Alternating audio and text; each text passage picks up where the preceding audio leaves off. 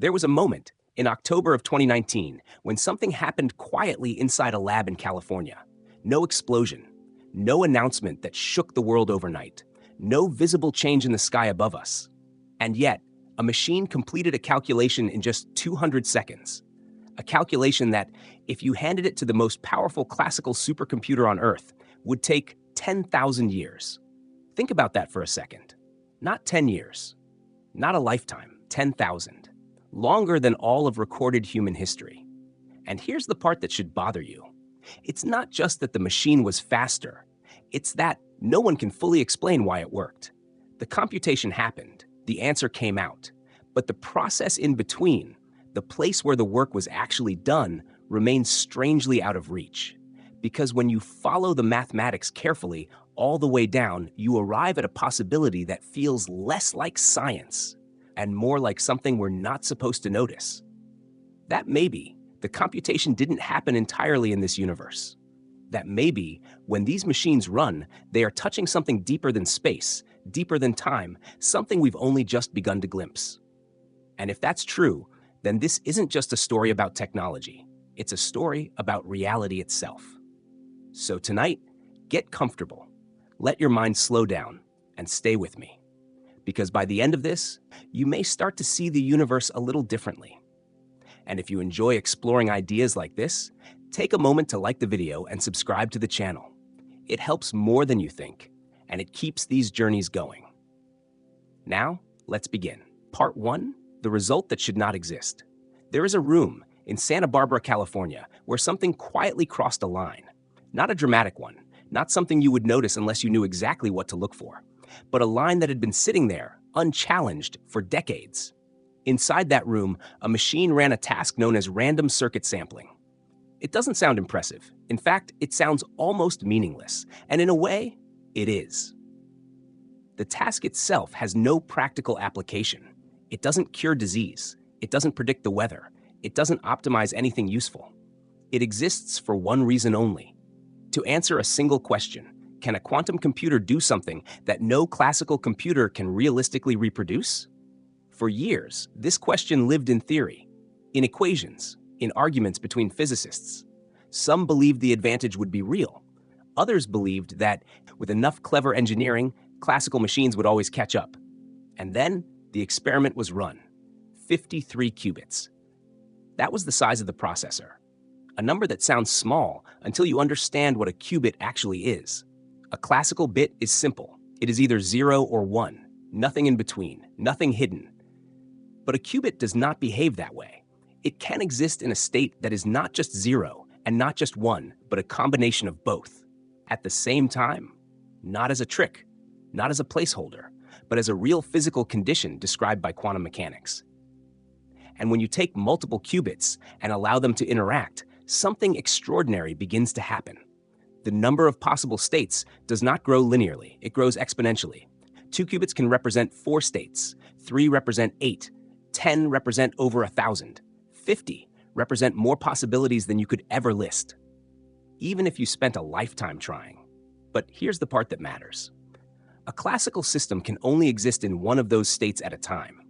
A quantum system can exist across all of them simultaneously. And when the processor in Santa Barbara began its computation, it wasn't stepping through possibilities one by one. It wasn't checking answers sequentially. It was evolving through an enormous landscape of possibilities, all at once.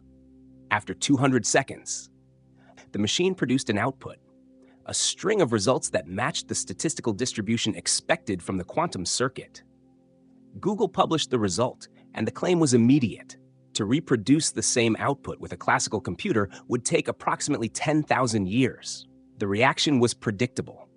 Skepticism, debate, pushback. IBM responded quickly. They argued that the estimate was exaggerated, that with optimized algorithms and enough memory, the task could be completed in a matter of days. And they weren't entirely wrong, but something important was hiding beneath the argument. Neither side claimed that classical and quantum systems were equal.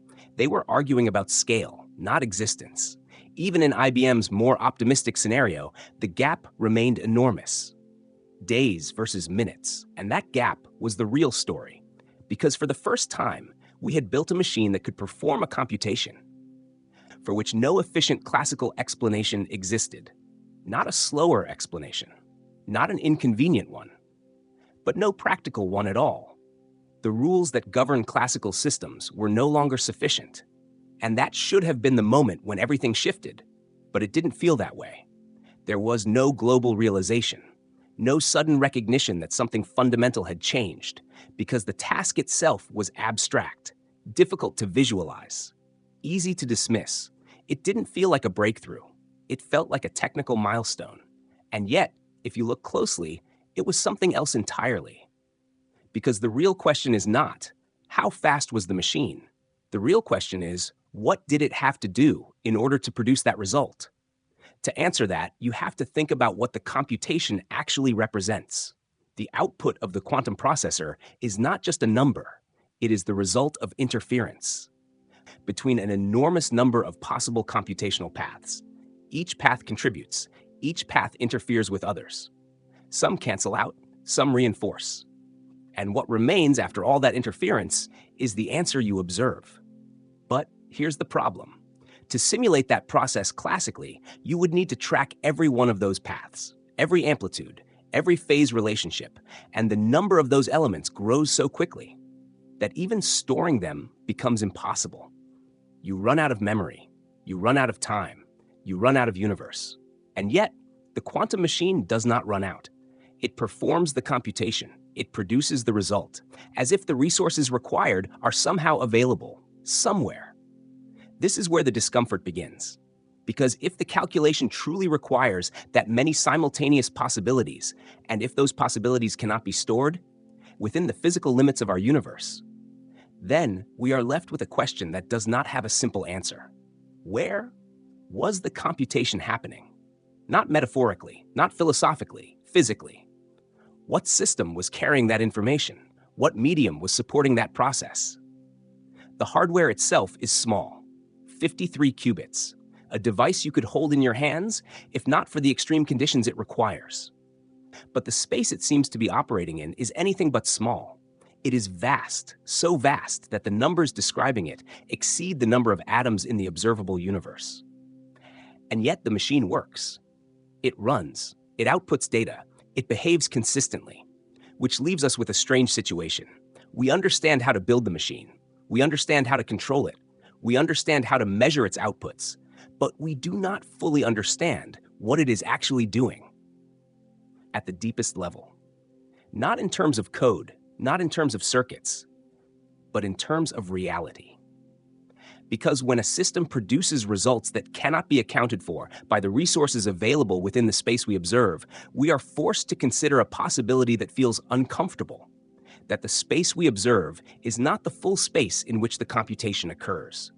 And if that is true, then the machine in Santa Barbara did not just cross a performance threshold, it crossed something else, a boundary between what we can describe and what we can only infer. And that boundary is where this story really begins. Part 2, the coldest place you will never visit before. We can understand what these machines are doing. We have to understand what it takes just to make them work at all. Because nothing about a quantum computer is natural. Not its behavior, not its environment, not even the way it exists. If you were to walk into the room where one of these processors operates, you wouldn't see something that looks like a computer. No glowing screens, no spinning fans, no visible motion. Instead, you would see a structure suspended from the ceiling, layered, cylindrical, descending downward in stages like something that belongs more in a laboratory from the future than in the present. Each layer colder than the one above it, 50 Kelvin, then 4, then less than 1, then fractions of a degree above absolute zero. At the very bottom, where the processor sits, the temperature reaches roughly 20 millikelvin. That is, 20 thousandths of a degree above the coldest temperature physically possible, colder than deep space, colder than the cosmic background radiation that fills the universe. This is not an engineering preference, it is a requirement, because at ordinary temperatures, quantum behavior disappears, not gradually, but violently. Every interaction with the environment, every vibration, every stray photon pushes the system towards something familiar, something classical, something that behaves the way we expect. And that is exactly what we don't want. A quantum computer only works if it can maintain states that should not survive in a noisy world. States that are fragile, extremely fragile, so fragile that a single interaction can destroy them. This process has a name: decoherence. It is what happens when a quantum system loses its isolation and becomes entangled with its surroundings. When that happens, the delicate relationships between its internal states collapse. Not because someone looked at it, not because it was observed in the human sense, but because it interacted. And this distinction matters, because one of the most persistent misconceptions in quantum mechanics is the idea that consciousness causes collapse. It doesn't. A photon hitting the system is enough. A vibration in the floor, thermal radiation, electromagnetic noise. Any interaction, no matter how small, can be enough to break the computation. So the entire design of a quantum computer is built around a single goal: isolation. Not partial isolation, not reduced noise, near total separation from the rest of reality. The vacuum chamber removes air. The shielding blocks radiation. The refrigeration removes thermal energy. Everything is engineered to protect something that does not want to exist. At the center of all this are the qubits themselves. In many modern systems, they are built using superconducting circuits, tiny structures made of materials that, when cooled to extreme temperatures, allow electric current to flow without resistance. Inside these circuits, there is a component called a Josephson junction, two superconductors separated by a thin insulating barrier, so thin that quantum tunneling can occur. Electrons do not go over the barrier. They go through it, a behavior that has no classical equivalent. Under the right conditions, this system behaves like an artificial atom. It has discrete energy levels. It can be controlled with microwave pulses. And most importantly, it can exist in superposition. Now, this is where language begins to fail. You may have heard the phrase that a qubit is both 0 and 1 at the same time. That description is not wrong, but it is incomplete. A qubit is not a coin spinning in the air, waiting to land.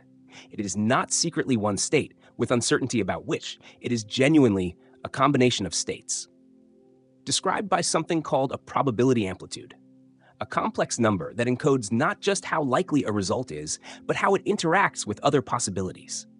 And this is where things become truly different, because in classical systems, probabilities simply add. If two paths can lead to an outcome, you sum their contributions.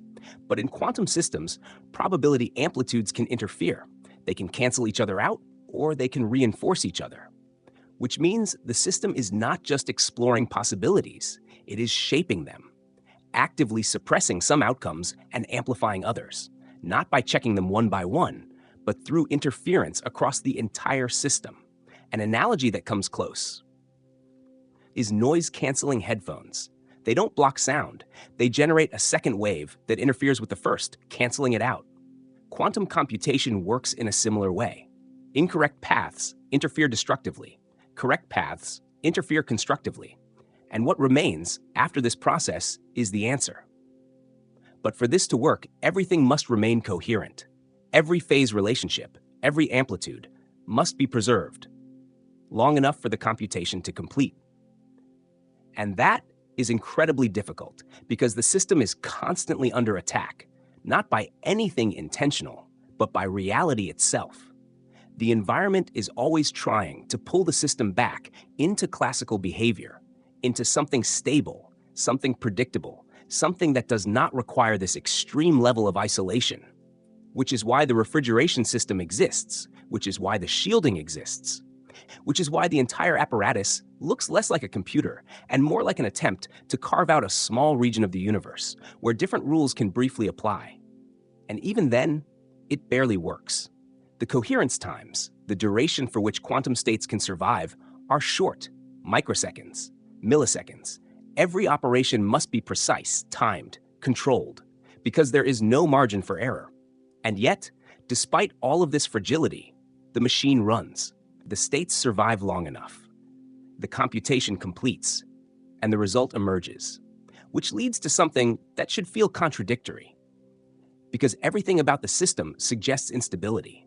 And yet, as these machines scale, they begin to exhibit behavior that looks increasingly stable. In some cases, adding more qubits does not make the system worse. It makes it better, more reliable, more consistent, which is the opposite of what every classical system teaches us. More components should mean more points of failure, more noise, more complexity, more ways for things to go wrong. But here, under the right conditions, the opposite begins to happen. Error rates can decrease as the system grows, not linearly, but exponentially. And that should not be possible. Not according to classical intuition, not according to thermodynamics as we usually understand it. And yet, it is observed, which raises a deeper question. If the system is this fragile, if it requires this level of isolation, if every interaction threatens to destroy it, then what exactly is holding it together? What allows these delicate states to persist long enough to produce meaningful results? Is it purely engineering? Careful design? Precise control? Error correction protocols? Or is there something else, something about the structure of quantum systems that provides stability in a way we do not fully understand? Because when you build a machine that only works by isolating it almost completely from reality, and it still manages to function, you have to ask what part of reality it's still connected to, and whether that connection is where the computation is really taking place. Because whatever is happening inside that chamber at temperatures colder than space is not just cold, it is quiet. And in that quiet, something very unusual is allowed to happen. Part 3, the arithmetic that breaks the universe. Let's slow this down and look at something deceptively simple. Just numbers.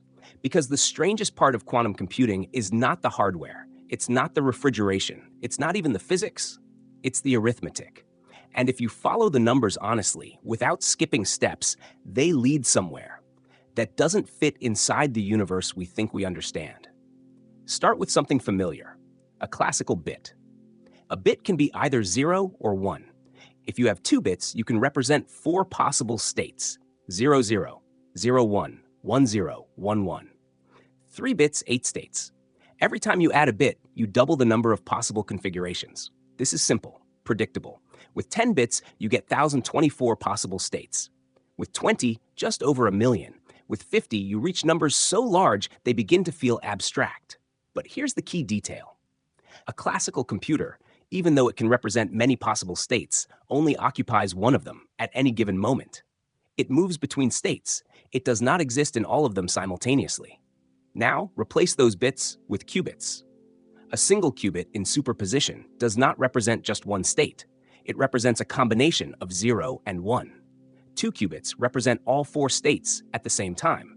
3 qubits, all 8. 10 qubits, all 1,024. 50 qubits, all 1 quadrillion states simultaneously. Not as a metaphor, as a physical description of the system. This is where the difference becomes impossible to ignore. A classical system explores possibilities one after another. A quantum system evolves through all possibilities together. Now let's take one more step. 300 qubits. Not 1 million, not 1 billion. 300. The number of possible states is 2 raised to the power of 300, which is approximately 2 times 10 to the 90, a number so large that writing it out would require 90 digits. To put that into perspective, the estimated number of atoms in the observable universe is around 10 to the 80. That's a 1 followed by 80 zeros, which means a 300 qubit system has more possible states than there are atoms in everything we can see. Not just on Earth. Every star, every galaxy, every particle of dust across billions of light years. All of it combined contains fewer atoms than the number of states in a moderately sized quantum system. And this is where the accounting problem begins. Because if the system is truly exploring all of those states, then where is that information stored? In a classical system, information must exist somewhere. In memory, in physical structures, in configurations of matter. You cannot store more information than your system has capacity to hold. But here, the math suggests something else.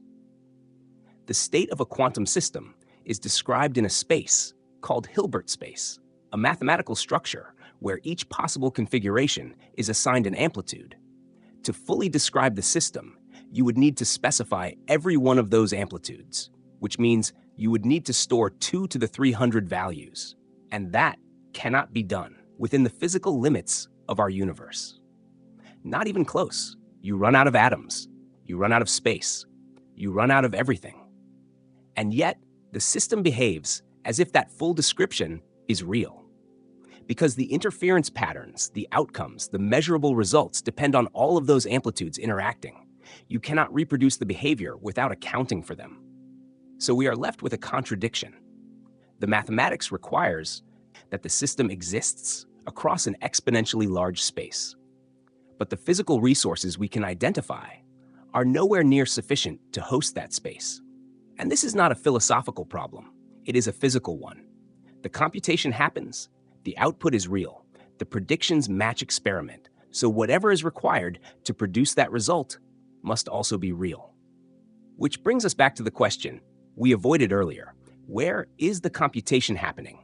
If it is not fully contained within the physical system we can see, then it must be taking place in something larger, something we do not directly observe. Now, there is a way to respond to this that avoids discomfort. You can say that the amplitudes are not real, that they are just mathematical tools, that the system does not store all possibilities in a physical sense, that the description is abstract and does not require physical representation. And that argument works for a while, until you consider this. The output of the computation depends on interference between all those possibilities. If they were not real in some sense, if they were not contributing, the result would not match. The correct answer emerges because the incorrect ones have been canceled out. And cancellation requires interaction. Interaction requires presence, which means those possibilities are doing something. They are not passive. They are not symbolic. They are part of the process, and the process produces measurable effects. So even if we avoid calling them real, we cannot dismiss them entirely, because they leave a trace, a consistent, repeatable trace. At this point, we are faced with a choice. We can accept that the mathematics is describing something that does not fit within our usual picture of reality, or we can try to force it back into a framework that was never designed to handle it. For decades, most physicists chose the second option. Treat the math as a tool. Avoid deeper interpretation. Focus on predictions. But there were a few who were not satisfied with that, who looked at the numbers and asked a different question. If the information cannot be stored within this universe, where is it?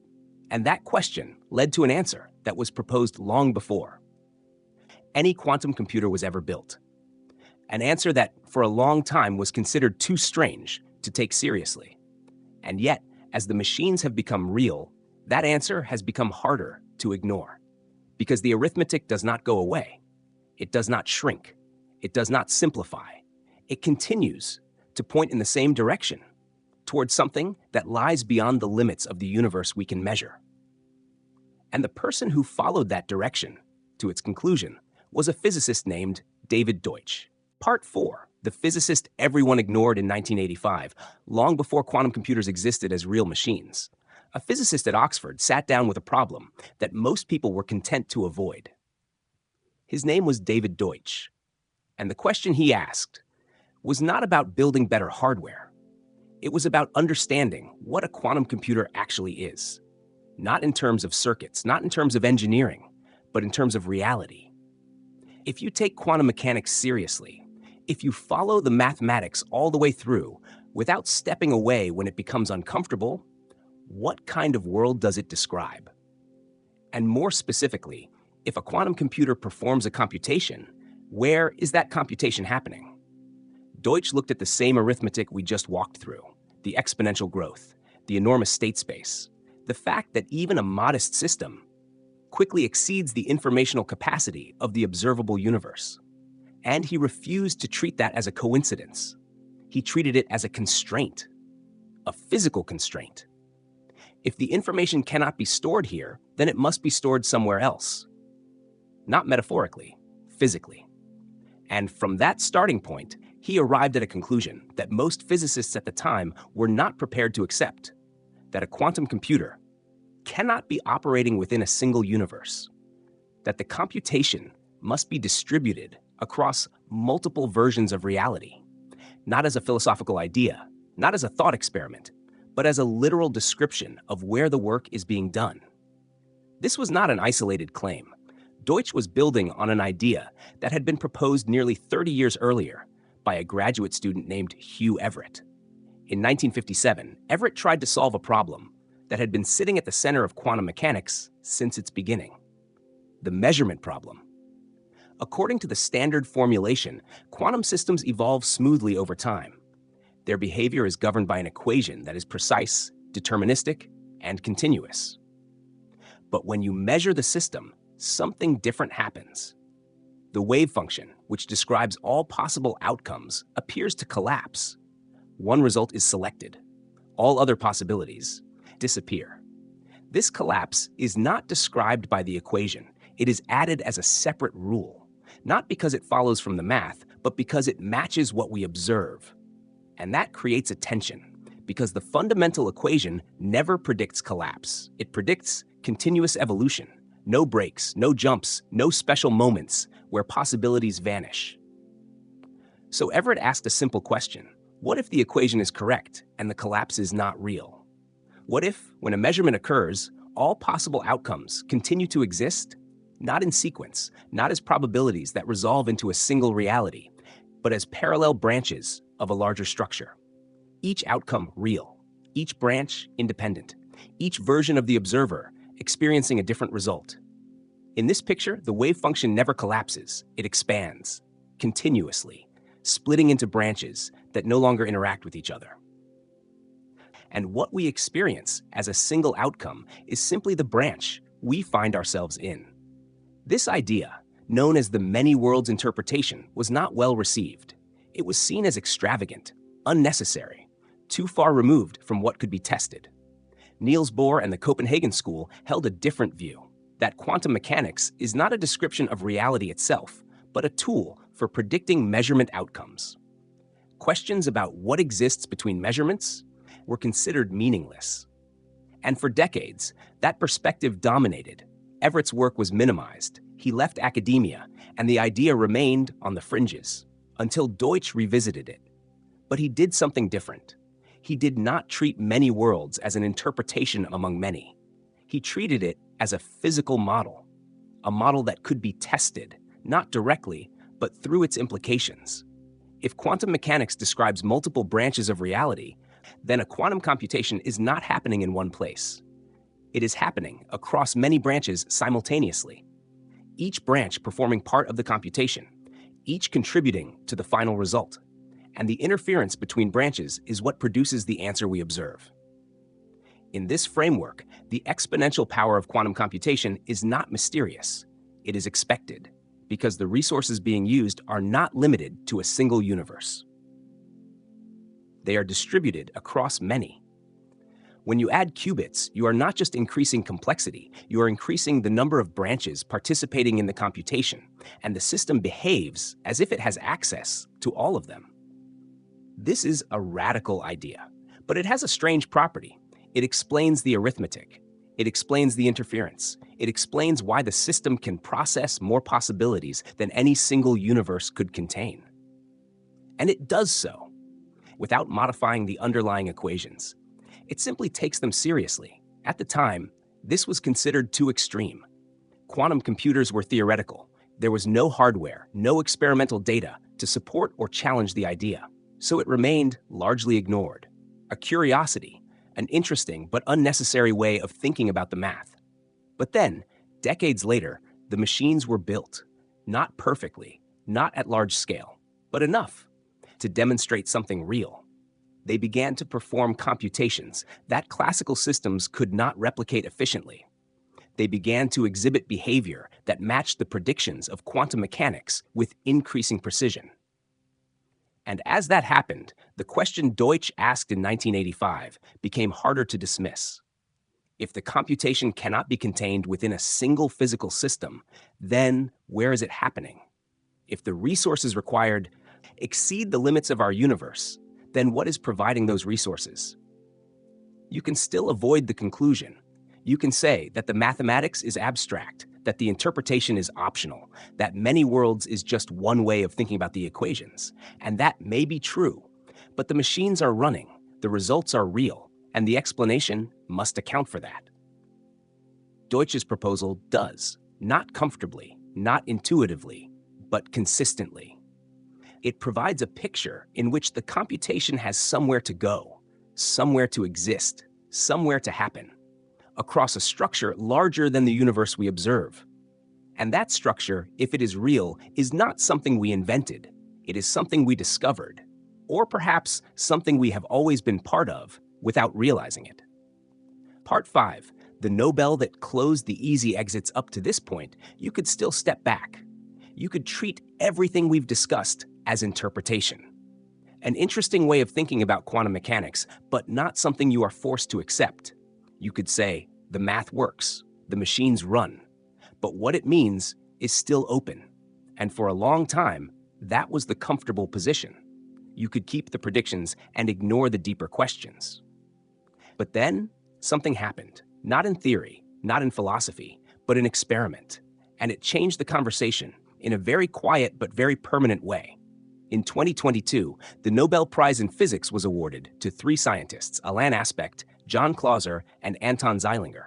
The official reason was for experiments with entangled particles and the violation of something called Bell inequalities. That sounds technical, but what it really means is this. One of the last ways to explain quantum mechanics using a classical picture of reality no longer works.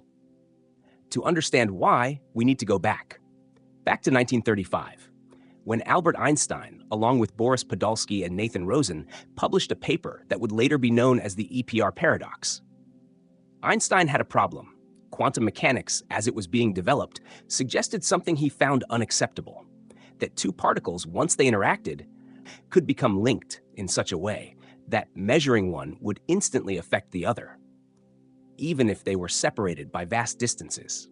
Einstein called this spooky action at a distance, because it seemed to violate something fundamental, locality, the idea that objects are only influenced by their immediate surroundings. He believed this couldn't be the full story, that quantum mechanics must be incomplete, that there must be hidden variables, something deeper, something local that determines the outcomes in advance. In his view, the particles already knew what result they would give. We just didn't have access to that information. And for a while, this seemed reasonable. Until 1964, when a physicist named John Bell did something remarkable. He turned this philosophical disagreement into a testable prediction.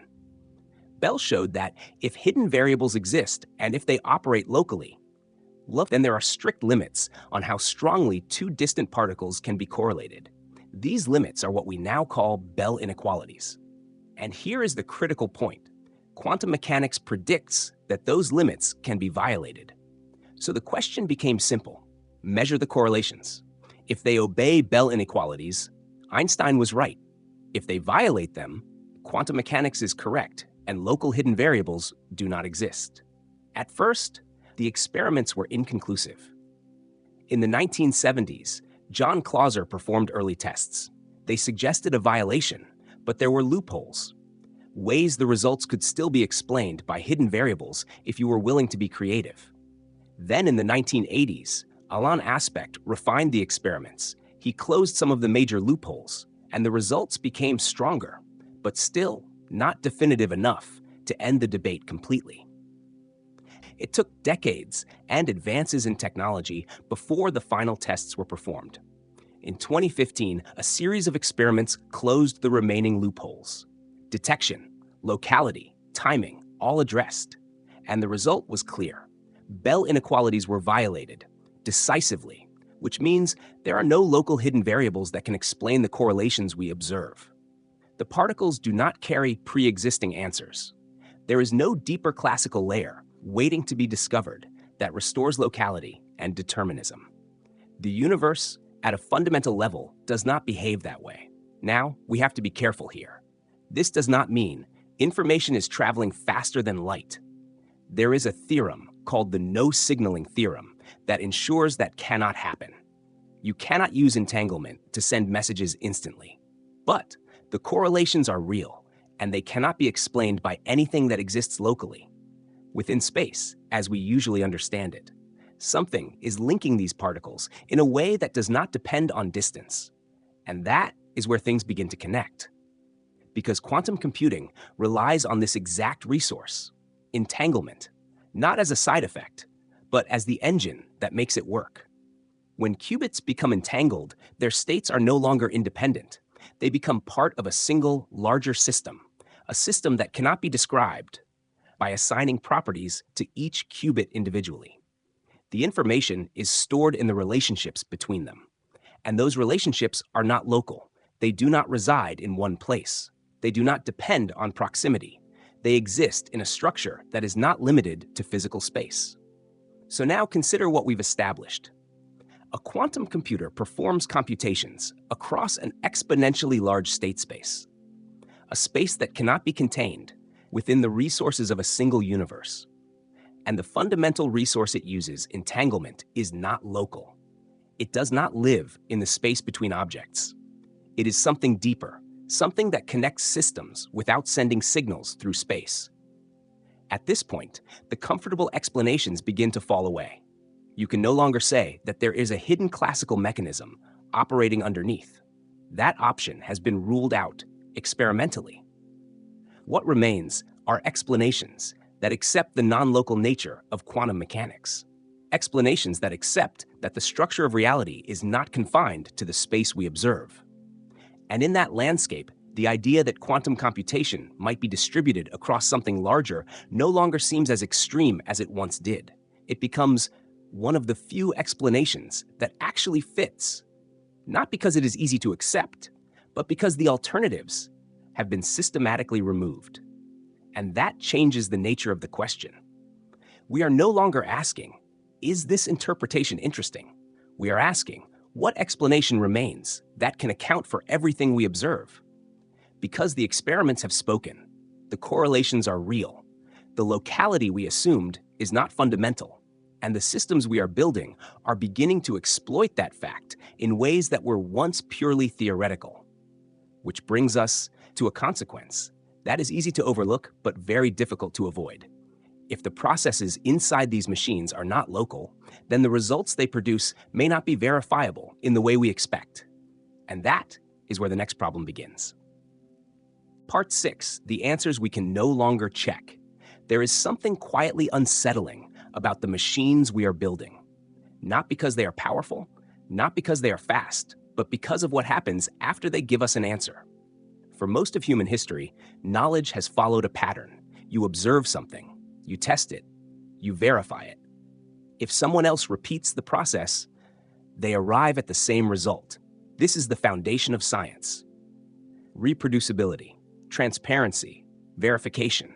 We trust results because we can check them. Step by step, we can trace the path from question to conclusion. But quantum computation does not always allow that. As these systems grow, as they become more complex, they begin to produce results that cannot be fully verified by any classical means. Not because we lack better tools, but because the nature of the computation itself makes verification impossible. In principle, to understand why, consider what it means to check an answer. In a classical system, verification is straightforward. You can run the computation again. You can use a different algorithm. You can even work backward from the result to confirm its correctness. Every step can be inspected. Every operation can be understood. But a quantum computation does not unfold in a sequence we can follow. It evolves through a superposition of exponentially many states, states that interfere, combine, cancel, reinforce. And by the time the result appears, the intermediate process is gone. Not hidden, gone, collapsed into a single outcome that does not contain a record of how it was produced. So when you ask, how did you arrive at this answer? The machine cannot show you, not because it refuses, but because there is no classical description of the path it took. Now, you might think, we can still check the result by reproducing it. And in small systems, we can simulate the process at great cost. We can verify that the outputs match what quantum mechanics predicts. But as the systems scale, this becomes impossible. Not difficult, Impossible, because verifying the result would require reproducing the same computation that we cannot perform classically in the first place. You are asking a classical system to validate something that lies beyond its capabilities, and that creates a new situation, one that science has never had to deal with before. We may have machines that can solve problems whose solutions we cannot independently confirm. Think about that. You input a question, the machine runs, an answer appears, and you have no way to fully verify that it is correct.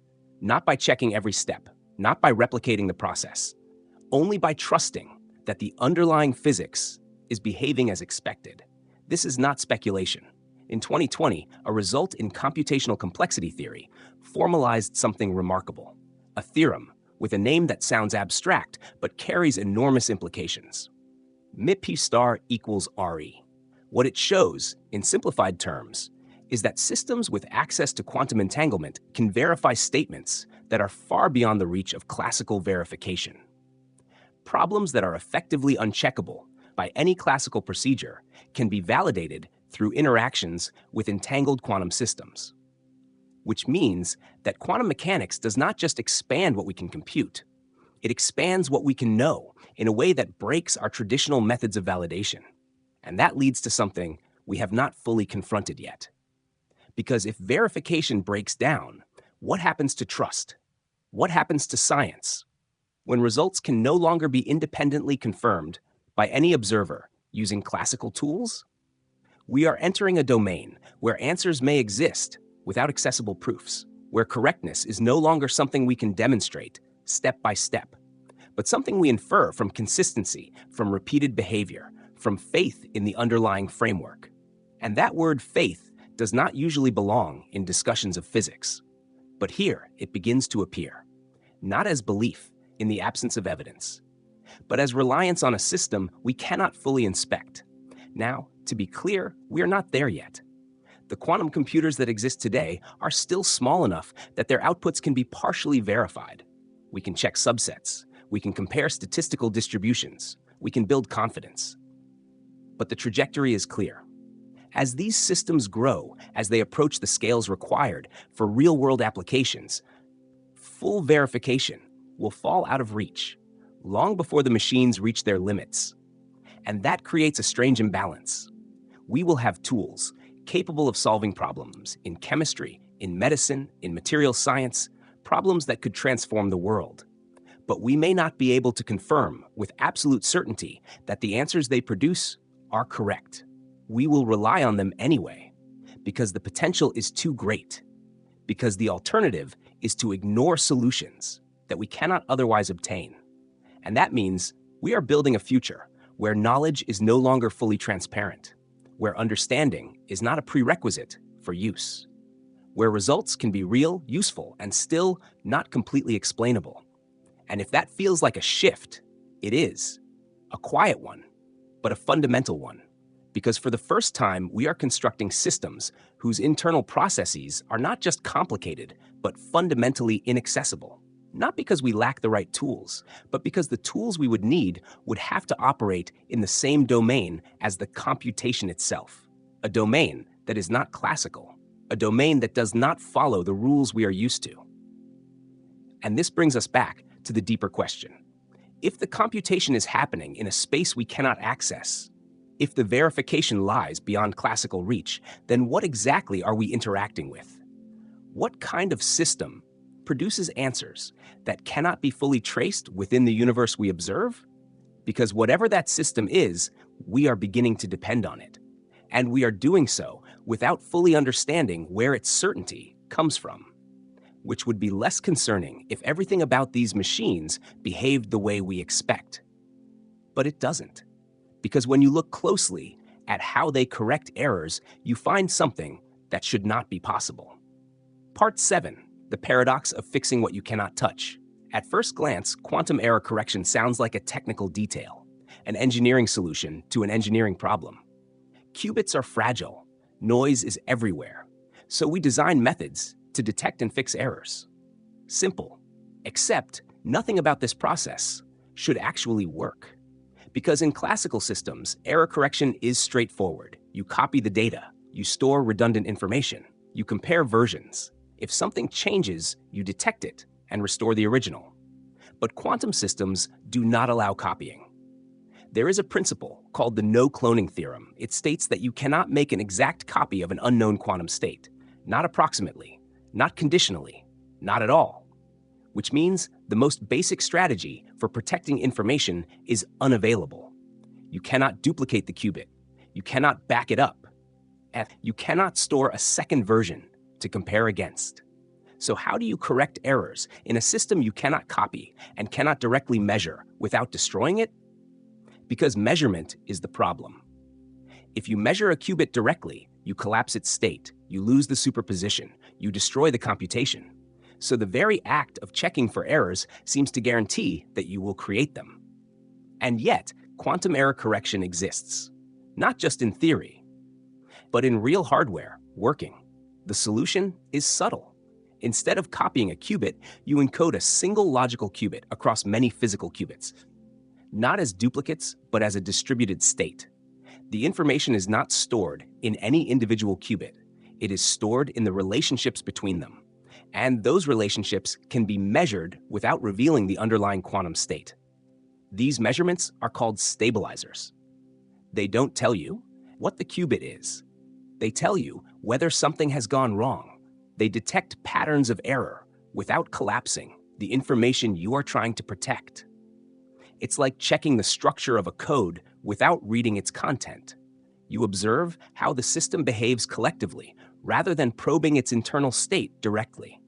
And from those observations, you infer where an error has occurred. Then you correct it, all without ever measuring the logical qubit itself.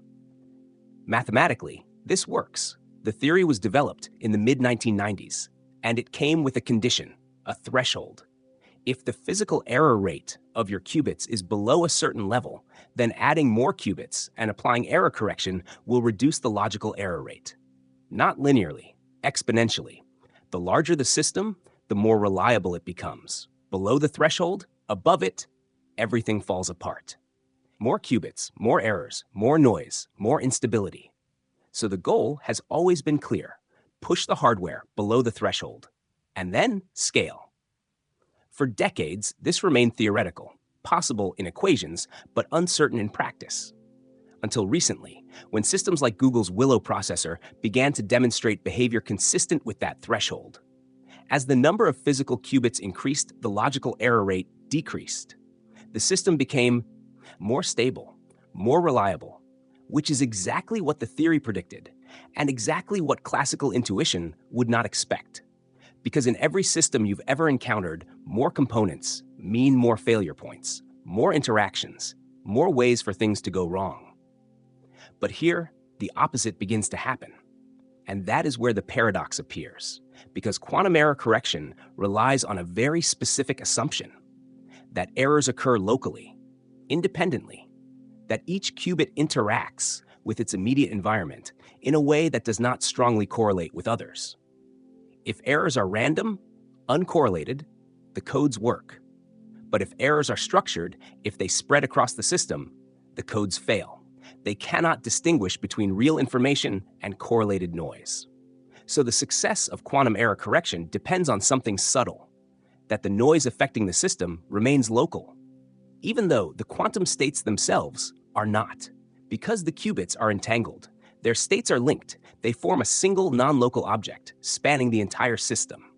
So we have a situation where the thing being protected is global, but the process protecting it is local, and somehow that works. Local operations are stabilizing a non-local structure, a structure that, in many interpretations, is not confined to a single region of space. Now consider this carefully. If the computation is distributed across something larger, if it involves relationships that extend beyond the physical layout of the hardware, then the error correction is not just protecting qubits. It is protecting a process that may not be fully contained within the device itself. And yet, the corrections are applied locally.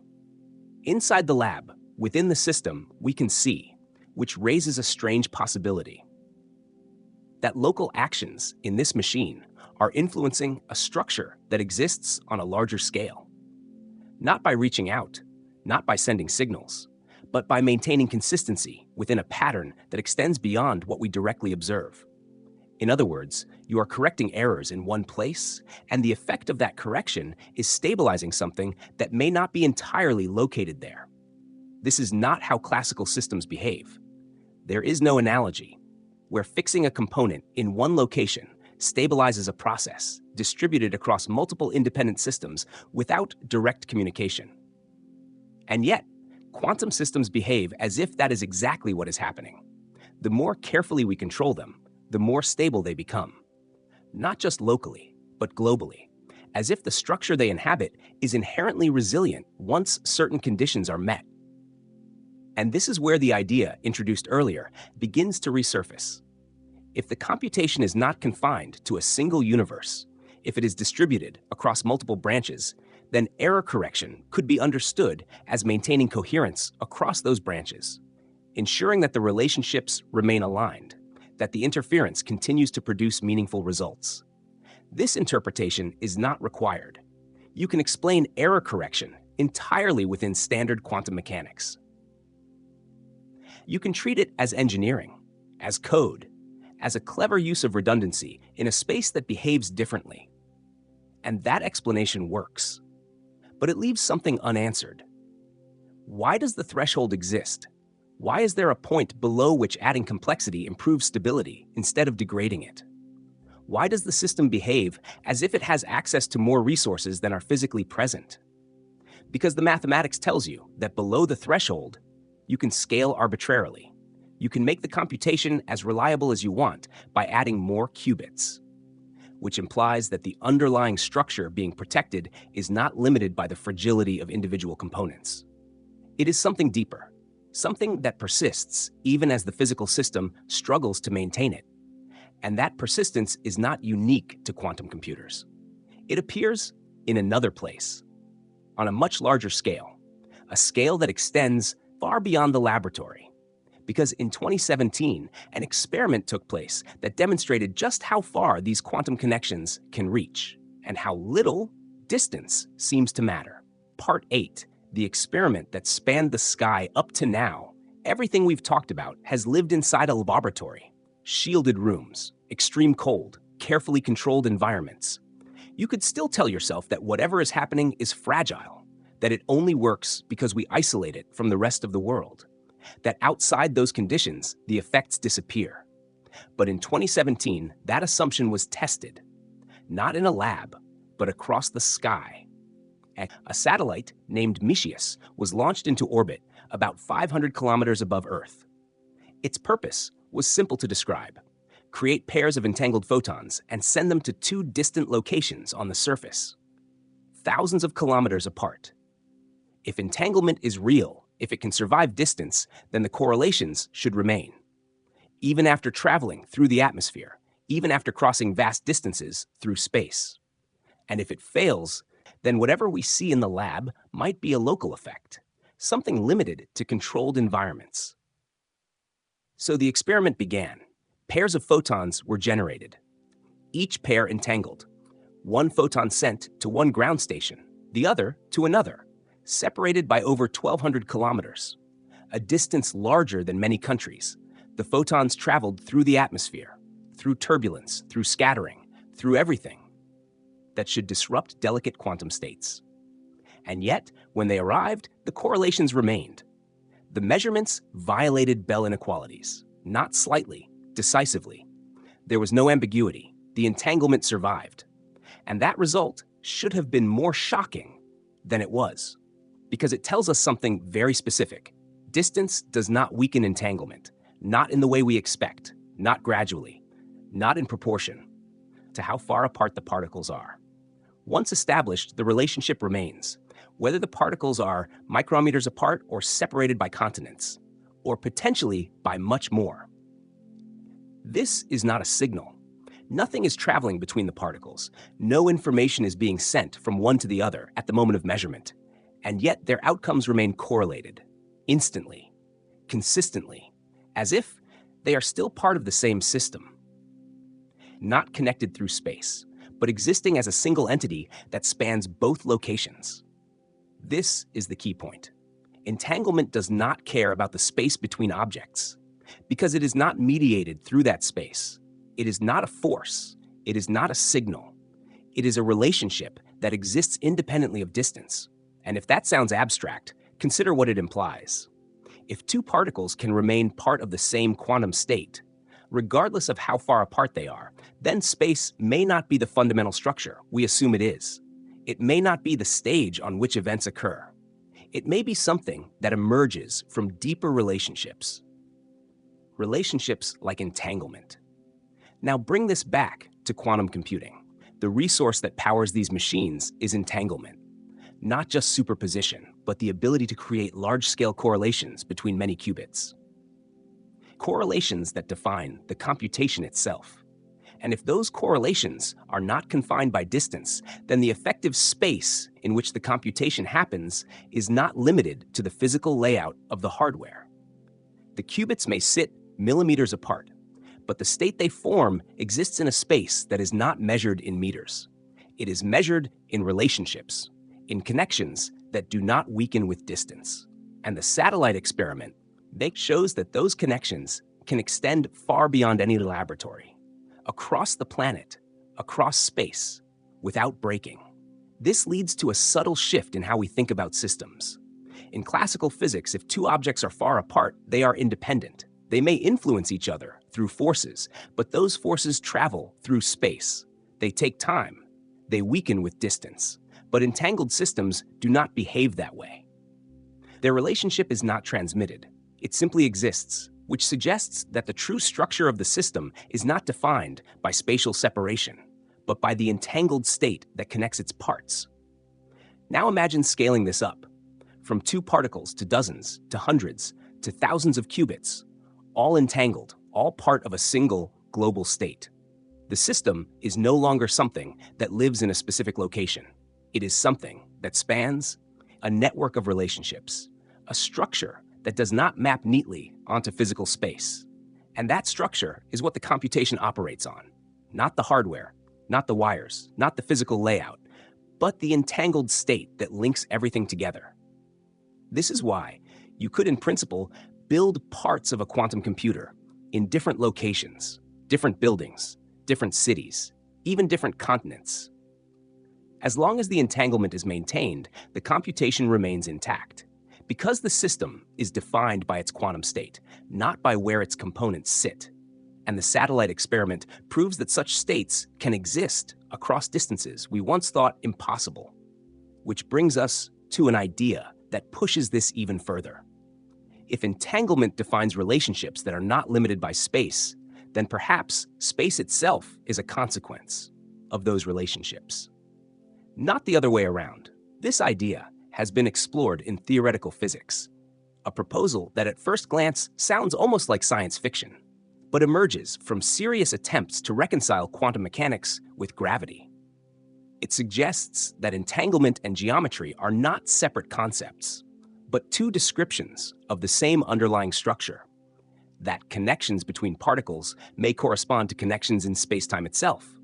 And if that is true, then when we create entanglement, we are not just linking particles, we are shaping the structure of reality, which leads to a question that feels almost impossible to ignore. When a quantum computer runs, is it just processing information, or is it in some small way interacting with the fabric of space itself?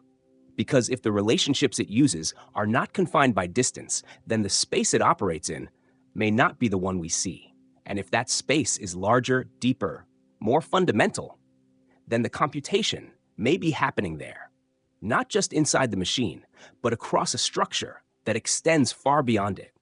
A structure we are only beginning to glimpse, and one that becomes even more intriguing when we consider what it might mean for space itself. Part 9. When space stops being fundamental.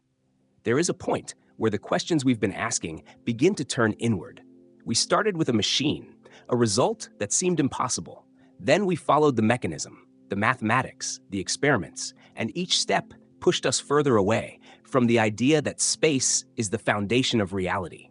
Now we arrive at something more radical, the possibility that space itself is not fundamental at all, but something that emerges from deeper connections.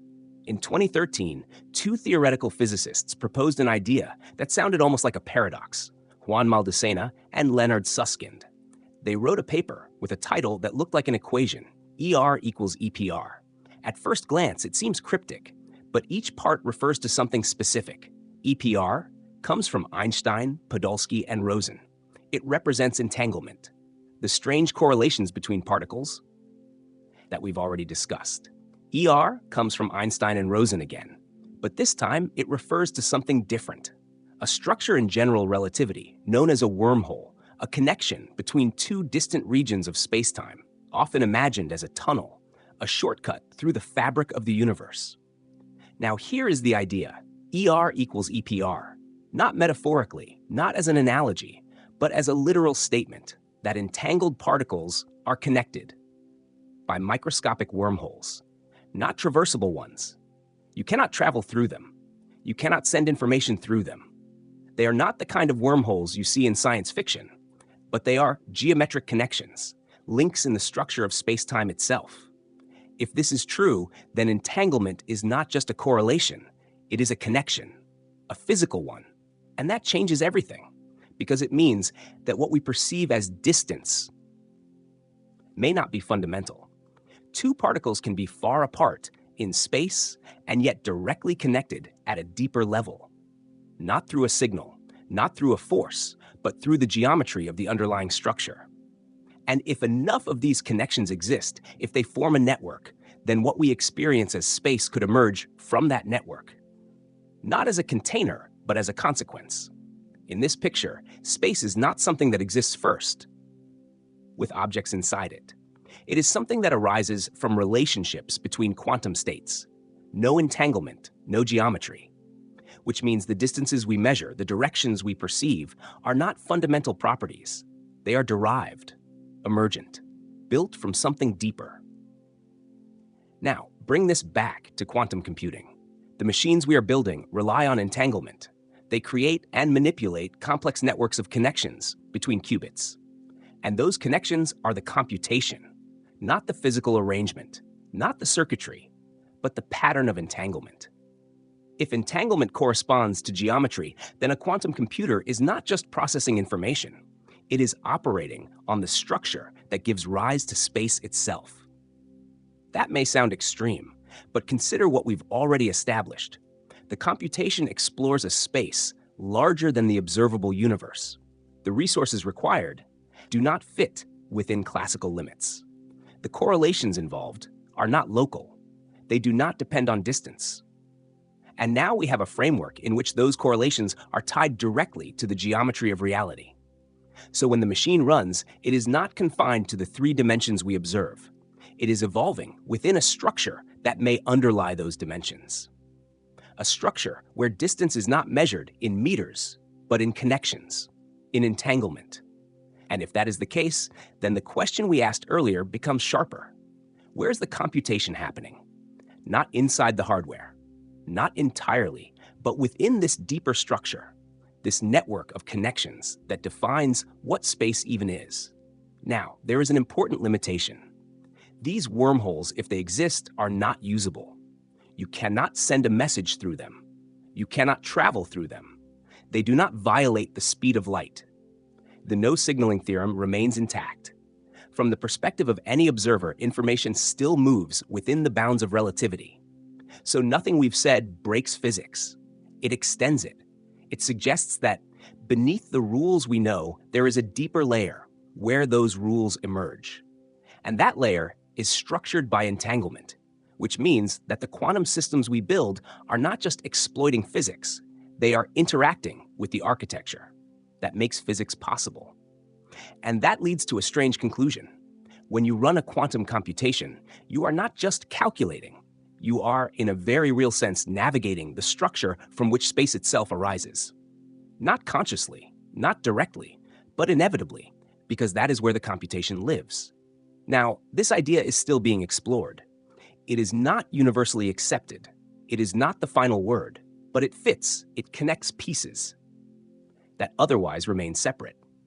The non-local correlations, the exponential state space, the behavior of entangled systems across distance, and the possibility that space is not the foundation we thought it was, but a consequence of something deeper. And if that is true, then the machines we are building are doing more than solving problems. They are revealing something, not just about computation, but about reality itself. Because if space emerges from entanglement, then every quantum computation is a small experiment in how reality is constructed. And that raises a final question, one that we have been circling from the very beginning. If space is not fundamental, if the true structure of reality lies beneath it, then what else about the world we experience is not what it seems? Part 10, the illusion of a single timeline. Up to this point, we've been questioning space, what it is, where it comes from, whether it is fundamental or something that emerges from deeper connections. But there is another assumption, just as basic and just as invisible: time. We experience time as a sequence, one moment followed by the next, a continuous flow from past to present to future. Everything we know, everything we remember, is organized along that line. Cause leads to effect. Events happen in order. And this feels so natural, so obvious, that we rarely question it. But quantum mechanics, once again, does not behave the way we expect. Because if a system can exist in multiple states at the same time, then what does that mean for the sequence of events? If all possibilities are present before measurement, then which timeline is real? Or more precisely, is there only one? In classical physics, a system follows a single path. You can trace its history. You can say, this happened, then this, then this. But in quantum mechanics, the system evolves through a superposition of many possible histories. Not just many possible outcomes, but many possible paths leading to those outcomes. Each path contributes. Each path interferes with the others. And what we observe is the result of that interference. So the system does not choose a single history until measurement. And even then, what we experience is just one branch of a larger structure, a structure that includes all the others. Now, this is where things become difficult to visualize, because our intuition is built on a single timeline, a single sequence of cause and effect. But the mathematics does not require that. It allows for many histories to coexist. And if you take that seriously, then time, like space, may not be fundamental. It may be something that emerges from a deeper process, a process that does not unfold in a single line, but in a branching structure where every possible outcome creates a new path, and all of those paths continue to exist. Now, you don't experience all of them. You experience one, the one you are in. But that does not mean the others disappear. It means they are no longer accessible from your branch. This idea is a direct extension of the many worlds interpretation. But here we are focusing on time, not just multiple worlds, but multiple timelines, each branch a different sequence of events, each one internally consistent, each one real within its own context. And if that is the case, then what we call the past is not a single fixed history. It is a path through a larger structure of possibilities, a path we remember because we are part of it. And what we call the future is not a single destination. It is a set of branches that have not yet diverged from our current state. This may sound abstract, but quantum experiments hint at this behavior. There are setups where the order of events appears to be undefined, where operations can occur in superposition of different sequences. Not first this, then that, but both orders at once. And the results depend on that superposition. In such systems, you cannot say which event happened first. The concept of order loses its meaning, and that suggests that time, like space, may emerge from deeper quantum relationships. Now, bring this back to quantum computation. When a quantum algorithm runs, it does not explore possibilities in a fixed sequence. It evolves through a superposition of computational paths, paths that can interfere even if they represent different orders of operations. The computation is not tied to a single timeline. It is distributed across many, and the final result is what remains after all those paths combine. Which raises a subtle point. If the computation depends on multiple histories, then the machine is not just using space differently. It is using time differently, not as a sequence, but as a structure that allows different orders, different paths to coexist and interact. And that interaction is essential. Without it, the interference would not occur. The computation would not work. So the machine is effectively operating in a space where both geometry and chronology are more flexible than we experience them. A space where distance does not limit connection and order does not strictly define sequence. Now, this does not mean that our experience of time is an illusion. It means it is an emergent property, a stable pattern that arises from deeper processes. Processes that, at their core, do not require a single timeline. And if that is true, then the idea that there is one continuous history, one fixed progression of events, may be a simplification, a useful one, but not a complete one, because beneath it, there may be a network of possibilities, branching, interacting, and giving rise to the single path we perceive. Now consider the implication. If both space and time are emergent, then the framework we use to describe reality is not fundamental. It is constructed, derived from something deeper. And the quantum systems we build are not limited by that framework. They operate at the level where those structures originate, which means when a quantum computer runs, it is not bound to a single place or a single sequence of events. It is exploring a larger space of possibilities, both in where things are and in how they happen. And from that exploration, a single outcome emerges, the one we observe, the one we can measure, the one we call the result. But behind that result is a process that does not fit within the picture of reality we are used to. A process that hints at something deeper, something that challenges not just how we compute, but how we understand existence itself. And as we continue to build these machines, we are not just increasing their power. We are pushing further into that deeper layer, a layer where the boundaries we rely on begin to dissolve, and where the distinction between what is real and what is possible becomes harder to define. Part 11, the question that no longer has a place. There is a question that has followed us from the very beginning. It appears simple, almost obvious, and yet the deeper we go, the harder it becomes to answer. What is actually real? In everyday life, this question feels unnecessary. Reality is what we see, what we touch, what we measure. Objects exist, events happen, and we move through a world that appears stable, consistent, shared. But everything we have explored so far begins to erode that certainty. Not by disproving it, but by revealing that it may not be fundamental. We have seen that. Space may emerge from entanglement. Time may emerge from branching histories. Computation may occur in a space larger than the observable universe. Verification may fail as systems grow beyond classical limits. And now, we arrive at a point where the question of reality itself no longer has a simple answer. Because the framework we use to define real depends on the very structures we are beginning to question. In classical physics, reality is local. Objects have properties. Those properties exist whether or not we observe them. Measurement reveals what is already there. But quantum mechanics does not follow this rule. Before measurement, a system does not have a definite state. It is described by a superposition of possibilities. Not hidden values, not unknown properties, but genuine, coexisting alternatives. And when an interaction occurs, we do not uncover a pre-existing reality. We participate in selecting one. Or more precisely, we become part of a branch where one outcome is realized. This is where the language begins to fail again, because we want to ask, which outcome is the real one? But that question assumes that only one can be. And that assumption may not hold.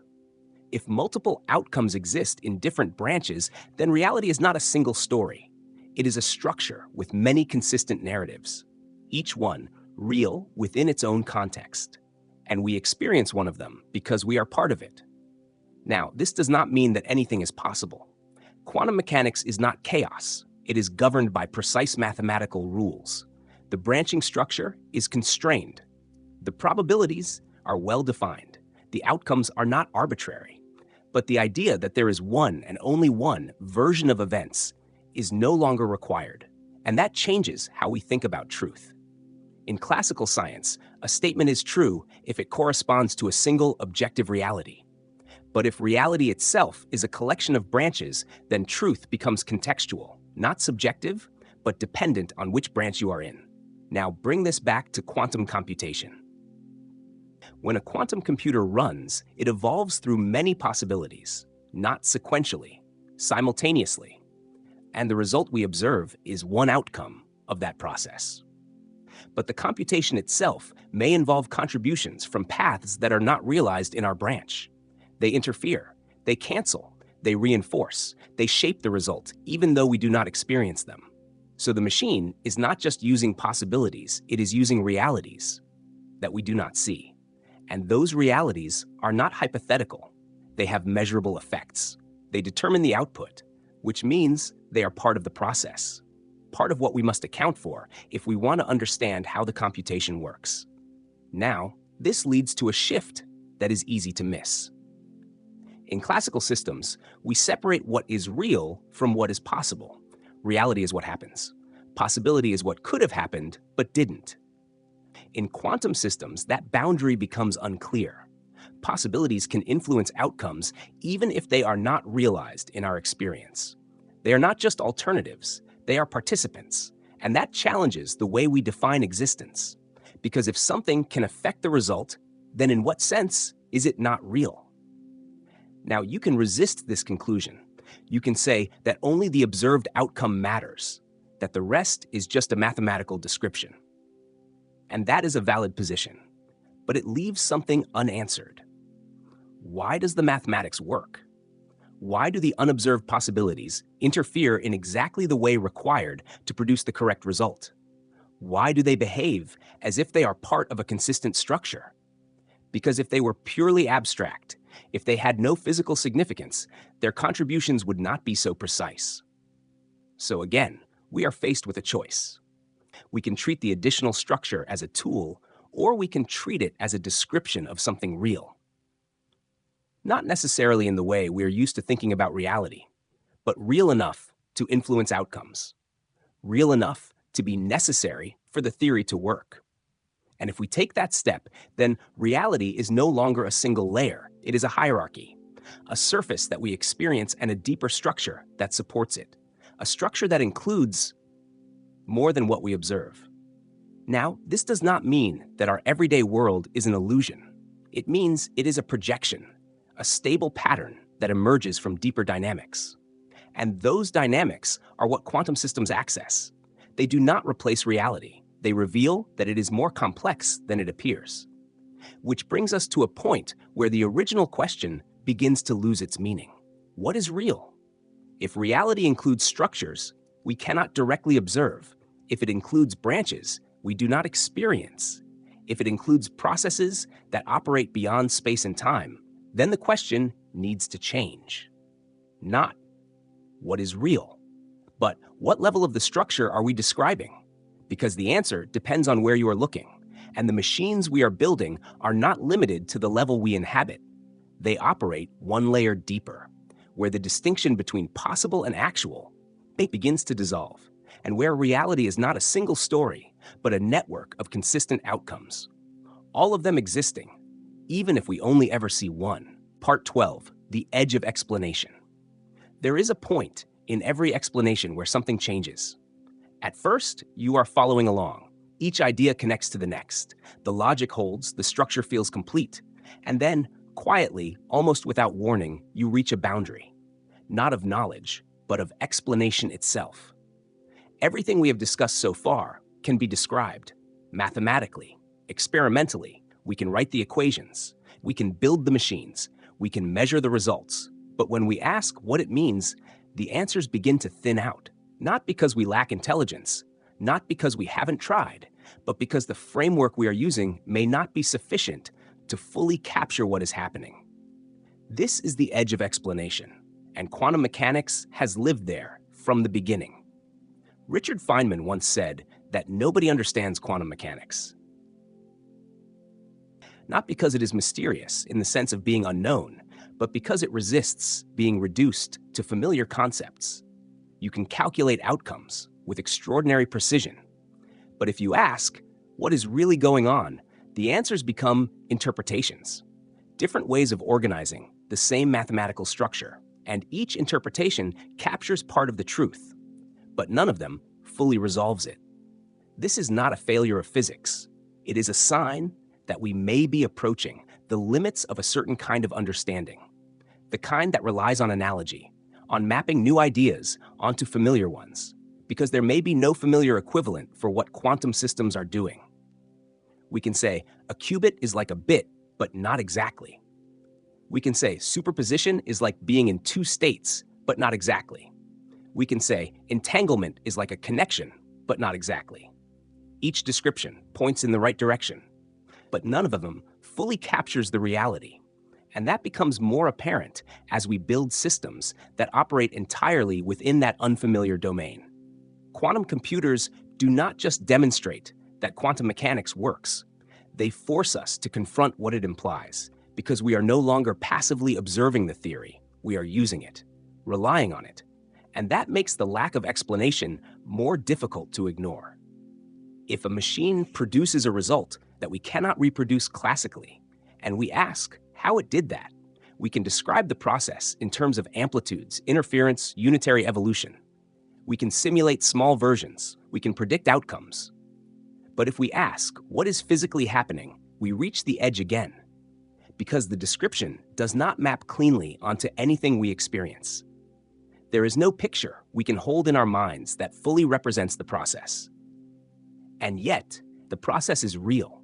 It produces measurable effects. It can be repeated. It can be engineered. So we are in a position where we can build systems that we do not fully understand in an intuitive sense. This is not entirely new. We have done this before. We built transistors before fully understanding solid-state physics. We used electricity before understanding electromagnetism. But there is a difference. In those cases, the underlying phenomena could eventually be visualized in terms of fields, particles, forces. They fit within a conceptual framework that aligned with our experience. Quantum mechanics does not. It continues to resist being translated into something familiar. And that resistance may not be temporary. It may be fundamental. Now, this raises a question that is rarely asked directly. What does it mean to understand something? If you can predict its behavior with perfect accuracy, but cannot describe it in terms that align with your intuition, do you understand it? Or are you simply using it? In classical science, these two ideas overlap. Understanding and prediction go hand in hand. But here, they begin to separate. We can predict without fully understanding. We can build without fully explaining. And that creates a new category of knowledge that is operational but not conceptual. Now, this is not necessarily a problem. It may be that reality itself does not conform to the structures our minds prefer, that the universe at its deepest level is not obligated to be intuitive. And if that is the case, then the discomfort we feel is not a sign that something is wrong. It is a sign that we are encountering something real, something that does not fit within the models we have developed based on everyday experience. But there is another possibility, that the lack of explanation is not permanent, that it reflects the limits of our current framework, and that a deeper theory, a new way of thinking, could bring clarity. Just as relativity reframed space and time, just as quantum mechanics reframed particles and waves, perhaps there is another shift still ahead, one that will make these ideas feel as natural as classical physics once did. We cannot know that yet, but we can see the shape of the problem. We are building machines that operate at the edge of explanation, machines that produce results that cannot be fully traced within our current understanding. And we are doing so successfully, which means whatever is happening is not beyond reality. It is part of it, even if our concepts have not caught up. And that brings us to a quiet but important realization. The limit we are encountering is not a limit of nature. It is a limit of how we describe it. And those limits have shifted before. They will likely shift again. But until they do, we are left in this space where we can see what is happening. We can measure it, we can use it, but we cannot fully explain it in terms that feel complete. And that is where the next question begins. Not about how the system works, but about what it means to build tools that operate beyond our current ability to understand them. Because once we cross that line, we are no longer just observers, we are participants, interacting with a layer of reality that we have not yet learned how to describe. Part 13, the systems we will trust anyway. There is a moment when a technology crosses a line, not when it becomes possible, not when it first works, but when we begin to rely on it, quietly, gradually. At first, we use it as a tool. We test it. We compare it. We check its outputs against systems we already trust. But over time, something changes. The new system begins to outperform the old, not occasionally, not in narrow cases, but consistently. And at that point, verification becomes secondary, because the results are simply better. This has happened before. We trust GPS, even though most people do not understand how relativity corrections keep it accurate. We trust machine learning systems that make predictions we cannot fully explain. We trust complex simulations in climate science, in finance, in engineering, because they work, not because we can trace every step they take. But quantum systems introduce something new. They are not just complex, they are fundamentally inaccessible in certain ways. Their internal processes cannot always be mapped onto classical descriptions, which means there will be a point where we trust them without fully understanding how they arrive at their answers. And that point is closer than it seems. Imagine a future, not far from now. A quantum computer is used to design a new material, a material with properties that no classical model could predict efficiently. The machine outputs a structure, a configuration of atoms. We build it, we test it, and it works. Better than anything we have seen before, stronger, more efficient. It behaves exactly as the machine predicted. Now ask yourself, do we need to understand every intermediate step that led to that design? Or is the result enough? Because in practice, the answer will be obvious. We will use it. We will trust it, not blindly, but pragmatically, because the alternative is to ignore something that clearly works. This is where the shift happens, from understanding to reliance, from explanation to outcome. And once that shift begins, it spreads. Quantum systems could be used in drug discovery, searching chemical spaces so large that classical exploration is impossible. They could model reactions at a level of detail that reveals entirely new pathways. They could optimize energy systems, logistics, cryptography, solving problems that have resisted every classical approach. And in each case, the same pattern emerges. The system produces an answer.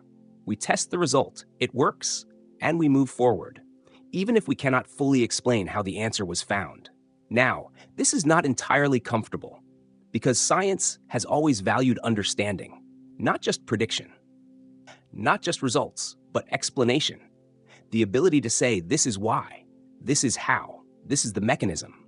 But what happens when the mechanism is no longer accessible in classical terms? When the explanation exists, but not in a form we can easily translate? Do we accept that? Do we redefine what it means to understand? Or do we resist and limit ourselves to systems we can fully trace? History suggests we will adapt, because usefulness has a way of reshaping standards. We did not stop using electricity because it was mysterious. We did not abandon early computing because it was complex. We learned to operate within those systems, and understanding followed. But here, the situation is slightly different, because the barrier may not be temporary. It may not be something that disappears with better tools. It may be inherent to the nature of the system, which means there will always be aspects we cannot fully reduce to classical intuition, and yet we will still use them because the benefits are too significant to ignore. Now, this introduces a new kind of relationship between us and the systems we build, not just tools that extend our capabilities, but systems that operate partially outside our conceptual reach. Systems that produce knowledge we did not derive step by step, but discovered through interaction. And that changes how we think about discovery itself. Traditionally, we imagine discovery as something we understand. We form a hypothesis, we test it, we refine it, and eventually we arrive at an explanation. But with quantum systems, we may arrive at answers before we arrive at explanations. The knowledge appears first, the understanding comes later. Or perhaps only partially. And that inversion is significant because it means we are no longer the sole authors of the knowledge we use. We are collaborators, working with systems that explore spaces we cannot directly navigate. Now, this does not diminish our role. We design the machines, we define the problems, we interpret the results, but the path from question to answer is no longer entirely ours. And that requires a different kind of trust, not blind acceptance, but confidence in the consistency of the underlying physics. Confidence that the system behaves according to rules we have tested, even if we cannot trace every instance. This is similar to how we trust nature itself. We do not verify every molecule in a reaction. We rely on laws that have been confirmed repeatedly. We trust the pattern. Quantum systems extend that pattern into a domain we cannot fully observe, and so we extend our trust with them. Carefully, incrementally, but inevitably, because once a system consistently produces results that improve our world, we will use it. And in doing so, we will accept that some parts of reality are not entirely transparent, not entirely explainable in the way we are used to, but still real, still reliable, still part of the structure we inhabit. And that brings us to a final shift, not in technology, but in perspective. Because if we are willing to trust systems that operate beyond our full understanding, then we must also be willing to reconsider our place within that system, not as observers standing outside it, but as participants inside a reality that is deeper than we once believed. And that raises a question that feels both simple and impossible at the same time. If we are part of this structure, then what role are we actually playing within it? Part 14. The observer that was never separate. For most of modern science, there has been a quiet assumption that we stand outside the system, that we observe the universe. Without being fundamentally part of the process, we are measuring.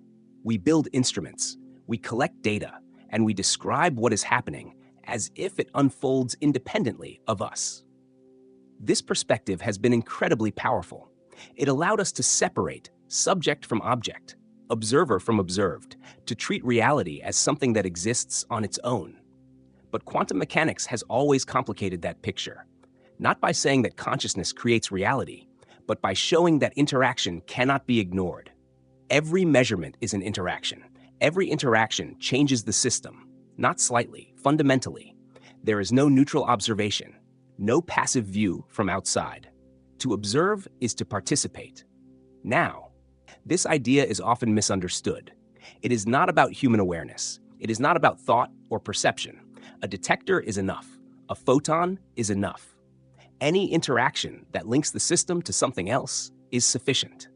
And once that interaction occurs, the system and the observer become part of a single larger state, entangled. This is the key shift. The observer is not separate. It is included, always, even when we do not notice it. Now, in everyday situations, this does not feel significant. The effects average out. The world appears stable. We can treat objects as having definite properties. We can act as if we are outside, looking in. And for most purposes, that works. But at the quantum level, that separation breaks down. There is no clear boundary between system and observer. There is only a larger system that includes both. And when we extend this idea to the structures we've been exploring, it becomes more profound. If entanglement defines reality, if space and time emerge from relationships, then every interaction is not just a measurement. It is a connection, a link in the structure that gives rise to the world we experience. Which means we are not just observing reality. We are participating in its formation, not individually, not in a way that grants control, but collectively. As part of the system itself, every interaction adds to the network. Every measurement defines a branch. Every observation is an event in the unfolding structure. Now, this is where things become subtle, because it is easy to misinterpret this idea, to think that we are creating reality, that our minds determine what exists. But that is not what the physics suggests. Reality does not depend on human awareness. It depends on interaction. And those interactions occur everywhere, continuously, between particles, between fields, between systems, at every scale. The universe is constantly measuring itself, not through intention, but through interaction. And what we experience as a stable world is the result of an immense number of these interactions occurring in a consistent way. Now, bring this back to quantum computation. When a quantum computer runs, it is not isolated in the absolute sense. It is part of a larger environment, part of a broader network of interactions. And the process of measurement, the moment when the result appears, is not a simple readout. It is an interaction that selects a branch, one outcome from many possibilities.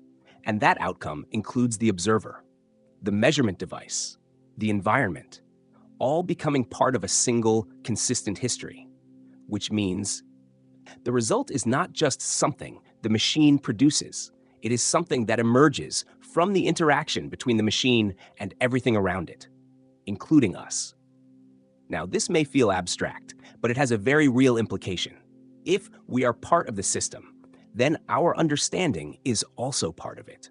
The theories we build, the models we construct, the interpretations we choose, all exist within the same structure we are trying to describe. We are not outside looking in. We are inside looking around. And that limits the kind of answers we can expect. Because any description we create is itself part of the system. It cannot fully step outside to provide an external view. Now, this does not mean that objective knowledge is impossible. It means that objectivity is something we approximate through consistency, through repeatability, through agreement across observers, who are all part of the same structure. And that has worked remarkably well.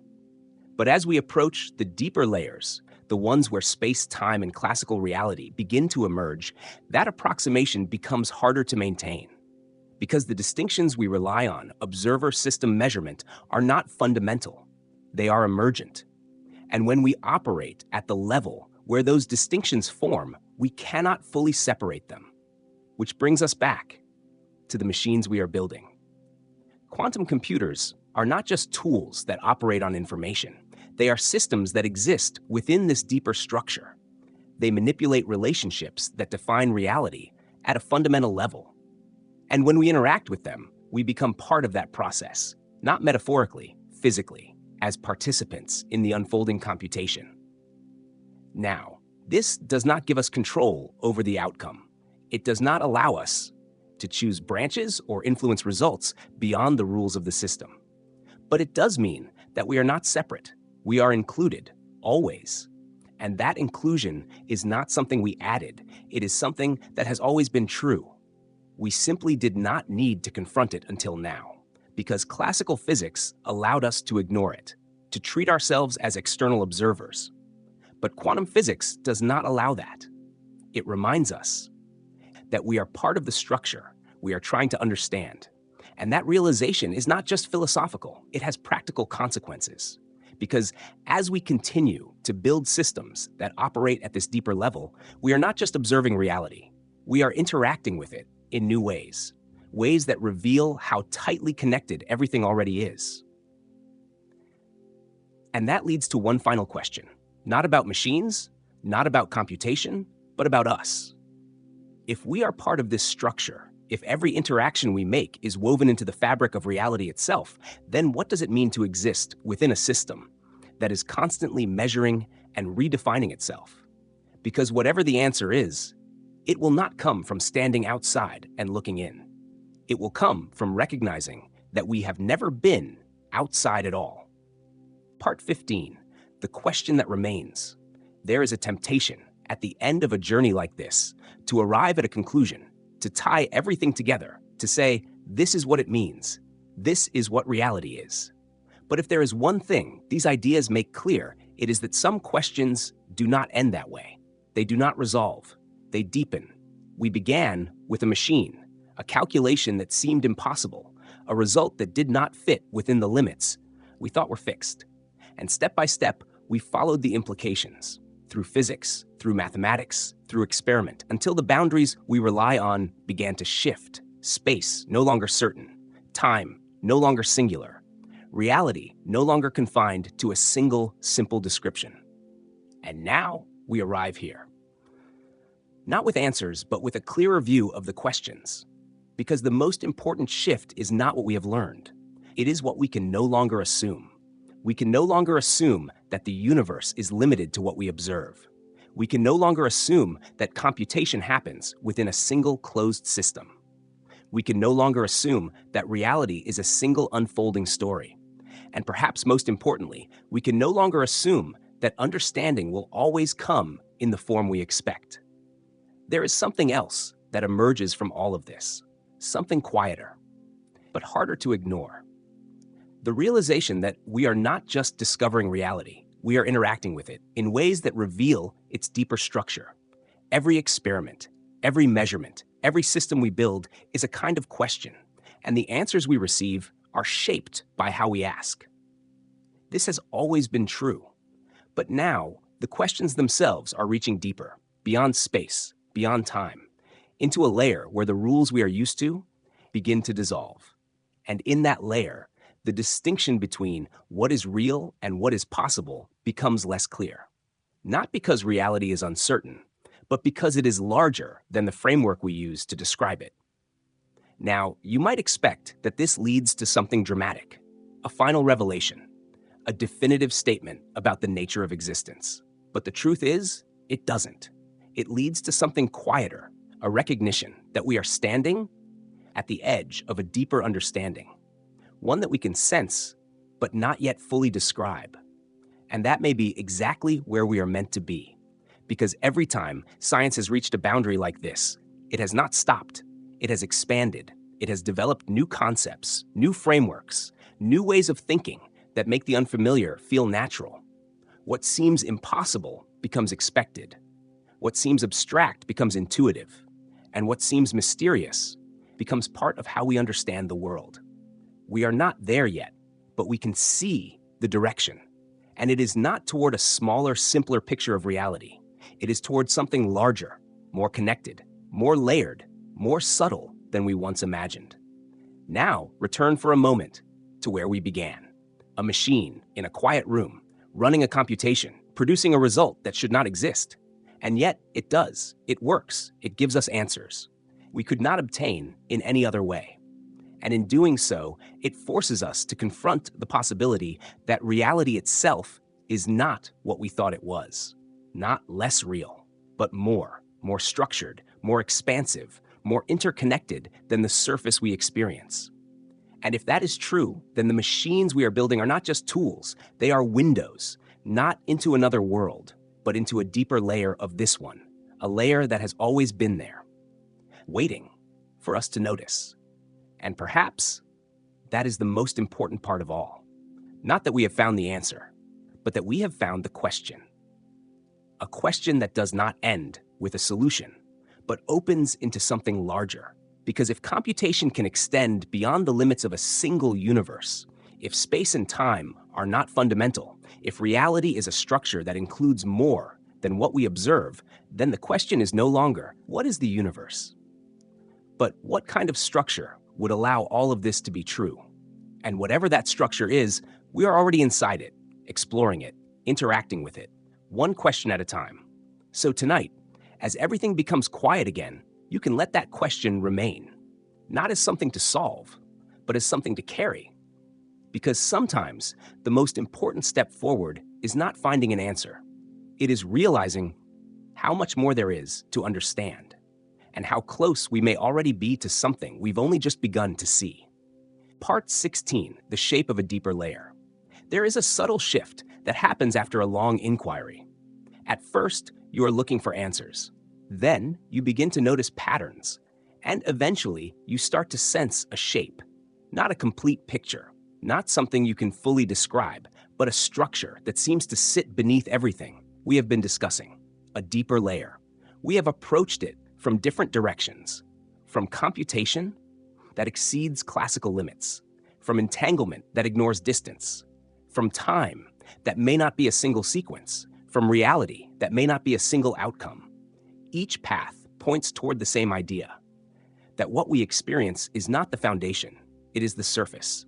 And beneath that surface, there is something more fundamental. Now, we have to be careful, because it is easy to imagine this deeper layer as another place, another dimension. another world hidden behind the one we see. But that may not be the right way to think about it, because everything we've encountered suggests that this layer is not separate. It is not somewhere else. It is what the somewhere itself is built from, a network of relationships, a structure defined not by positions but by connections, not by where things are, but by how they relate. In this structure, distance is not primary. Order is not fixed. Objects are not isolated. Everything is defined by its place within a pattern. And that pattern is dynamic, constantly evolving, constantly interacting. Now, this idea appears in several areas of modern physics. In quantum information theory, it shows up as entanglement networks. In quantum gravity, it appears as space-time emerging from underlying quantum states. In condensed matter physics, it appears as phases of matter defined by topological properties, rather than local arrangements. Different fields, different languages, but a similar direction. Reality as a relational structure. Now, bring this back to the machines we have been discussing. Quantum computers do not operate on isolated bits. They operate on relationships, on patterns of entanglement, and those patterns are not tied to a fixed geometry. They define their own structure. The computation is not something that moves through space. It is something that unfolds within this network, a transformation of relationships. And the result is what emerges when those relationships reach a stable configuration. Now consider this carefully. If the computation lives in the pattern rather than the parts, then the physical hardware is not the whole system. It is a substrate, a way of accessing and controlling a deeper structure. The qubits, the circuits, the cryogenic environment, they are the interface, not the full picture. And that suggests something that is easy to overlook. When we build a quantum computer, we are not creating a new kind of reality. We are accessing a layer that was already there, a layer that classical systems do not fully engage with, but quantum systems naturally inhabit. Now, this raises a question that feels almost inevitable. If this deeper layer exists, why does the world we experience look so classical? Why do objects have positions? Why does time feel continuous? Why does everything appear stable and well-defined? The answer lies in something called decoherence. As quantum systems interact with their environment, their delicate relationships become entangled with a vast number of degrees of freedom. The information spreads, the coherence is lost, and the system begins to behave as if it has a definite state. Not because the underlying structure disappears, but because it becomes inaccessible. The deeper layer is still there, but it is no longer visible in the behavior of the system. What remains is the classical world, stable, predictable, a kind of approximation of the deeper structure. One that emerges when the complexity of the environment overwhelms the delicate patterns of quantum coherence. So the world we experience is not separate from the deeper layer. It is what that layer looks like when viewed through a certain set of conditions. Conditions that favor stability over superposition, locality over entanglement, a single outcome over many. And that is why quantum computers are so difficult to build, because they must temporarily resist this natural tendency. They must maintain coherence long enough to access and use the deeper structure.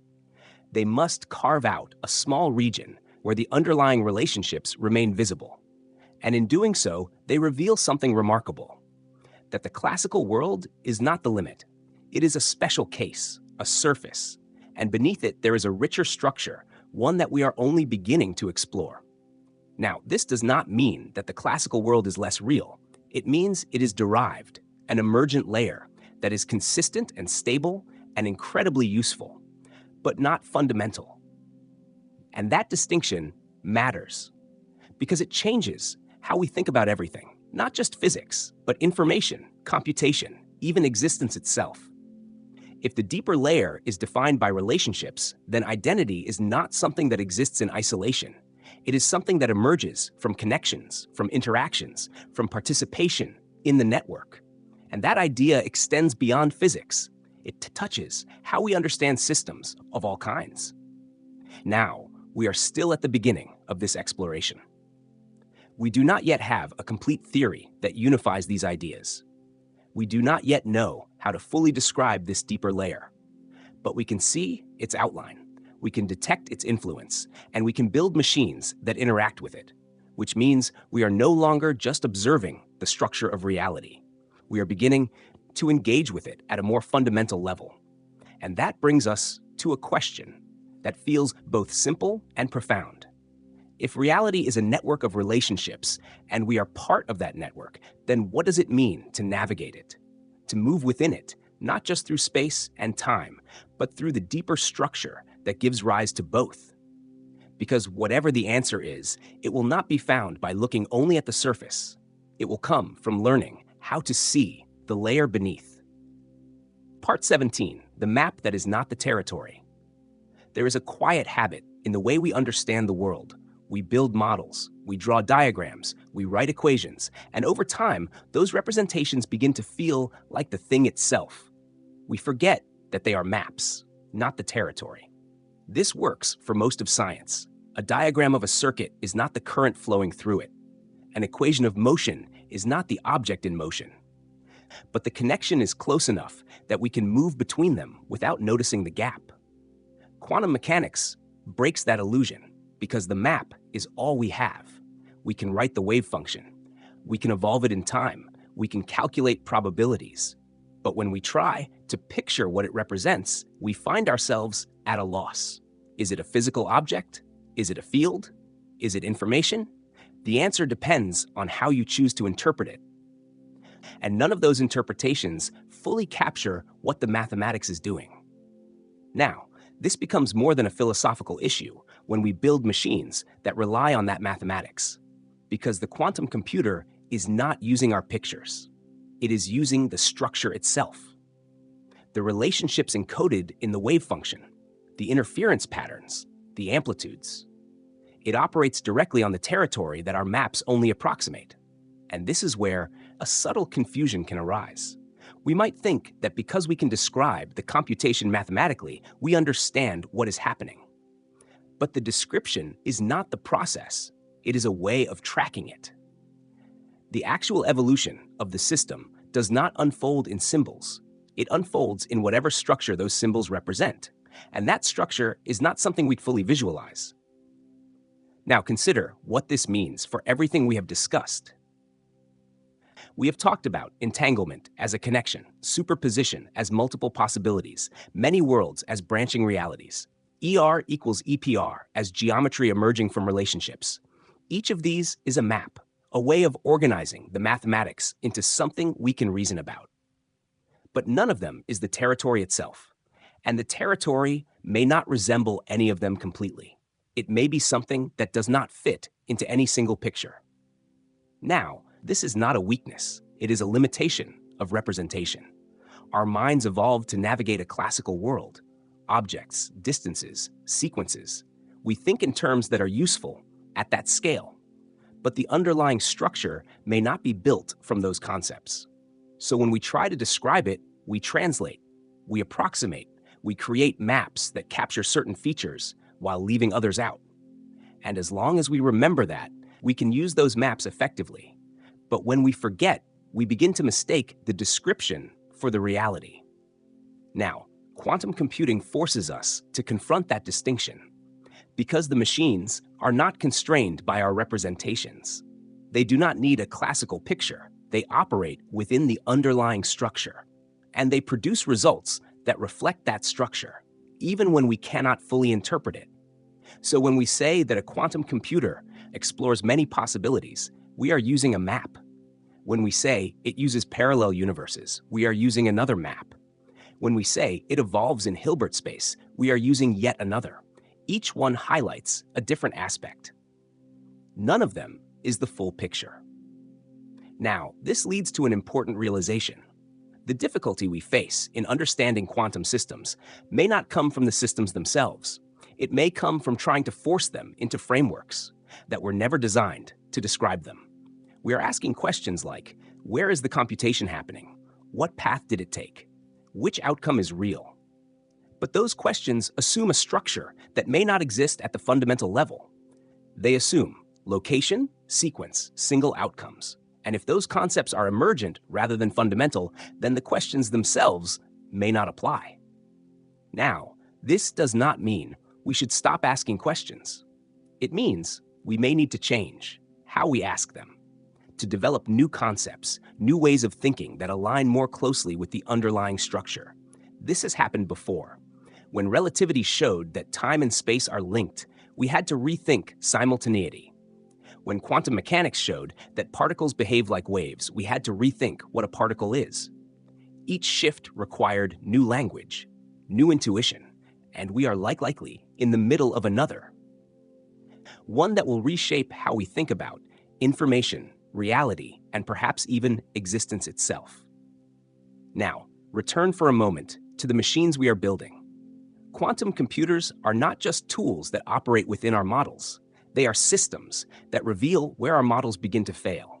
They highlight the gap between the map and the territory, and they do so not by contradicting our theories, but by extending them into a domain where our usual interpretations no longer suffice. Which means that every time we run one of these machines, we are not just solving a problem, we are interacting with the territory itself, a structure that our maps describe but do not fully capture. And that brings us to a quiet but important point. Understanding may not always mean having a picture. It may mean recognizing the limits of our representations and learning to work within them. To use the maps without mistaking them for the terrain, because the terrain is still there. It is what the machines are operating on. It is what the mathematics is describing, and it is what we are gradually learning to navigate, even if we cannot yet see it clearly. And perhaps that is enough for now, because every accurate map begins with an incomplete one. And every deeper understanding begins by recognizing that what we thought we saw was only part of what is there. Part 18, the limits that move when you touch them. There is a certain comfort in believing that limits are fixed, that there is a boundary between what can be known and what cannot, between what can be computed and what is forever out of reach. For a long time, those limits felt stable. We could point to them. Certain problems were considered intractable. Certain questions were considered undecidable. Certain scales were considered unreachable. And within those boundaries, we built our understanding. But what we have been exploring suggests something different, that the limits themselves are not as fixed as we thought, that they shift depending on the framework we use to approach them. In classical computation, there are well-defined classes of problems. Some are easy, some are hard, and some appear to require resources that grow so quickly they become impossible to solve in practice. This is not just a matter of current technology. It is built into the structure of classical systems. The way information is represented, the way operations are performed, the way states evolve. But quantum systems change that structure, not by breaking the rules, but by operating within a different set of them. Superposition allows multiple configurations to exist simultaneously. Entanglement links systems in ways that do not depend on distance. Interference reshapes probabilities through cancellation and reinforcement. And together, these features alter the landscape of what is computationally accessible. Problems that once seemed beyond reach move. They shift into a different category. Not easy, but no longer impossible. And this is where the idea of a fixed limit begins to dissolve, because the boundary is not just about the problem. It is about the system you are using to solve it. Change the system, and the boundary moves. Now, this does not mean that all problems become easy. There are still limits. There are still constraints imposed by physics, by information, by complexity itself. But those limits are not where we thought they were. They are deeper and more subtle. Now consider this in a broader sense. If the limits of computation depend on the structure of the system, then the limits of knowledge may as well. What we can know is not just a function of what exists. It is a function of how we interact with it, the tools we use, the frameworks we adopt, the questions we ask. And when those tools change, when we access new layers of the underlying structure, the boundary of knowledge moves with them. This is what we are seeing now.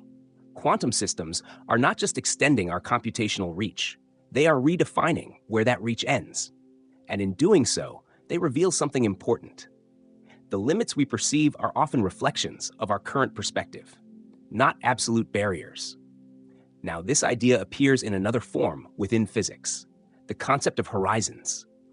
In cosmology, there is a limit to how far we can see, the observable universe, not because there is nothing beyond it, but because light has not had enough time to reach us. The boundary is real, but it depends on our position in space and time. Move the observer, and the horizon moves. Similarly, in black hole physics, there is an event horizon, a boundary beyond which information cannot return. From the outside, it appears absolute, but from another perspective, the description changes. What looks like a limit from one viewpoint is part of a larger structure from another. And this pattern echoes what we are seeing in computation. Limits that depend on the framework, boundaries that shift with perspective. Now, bring this back to the machines we are building.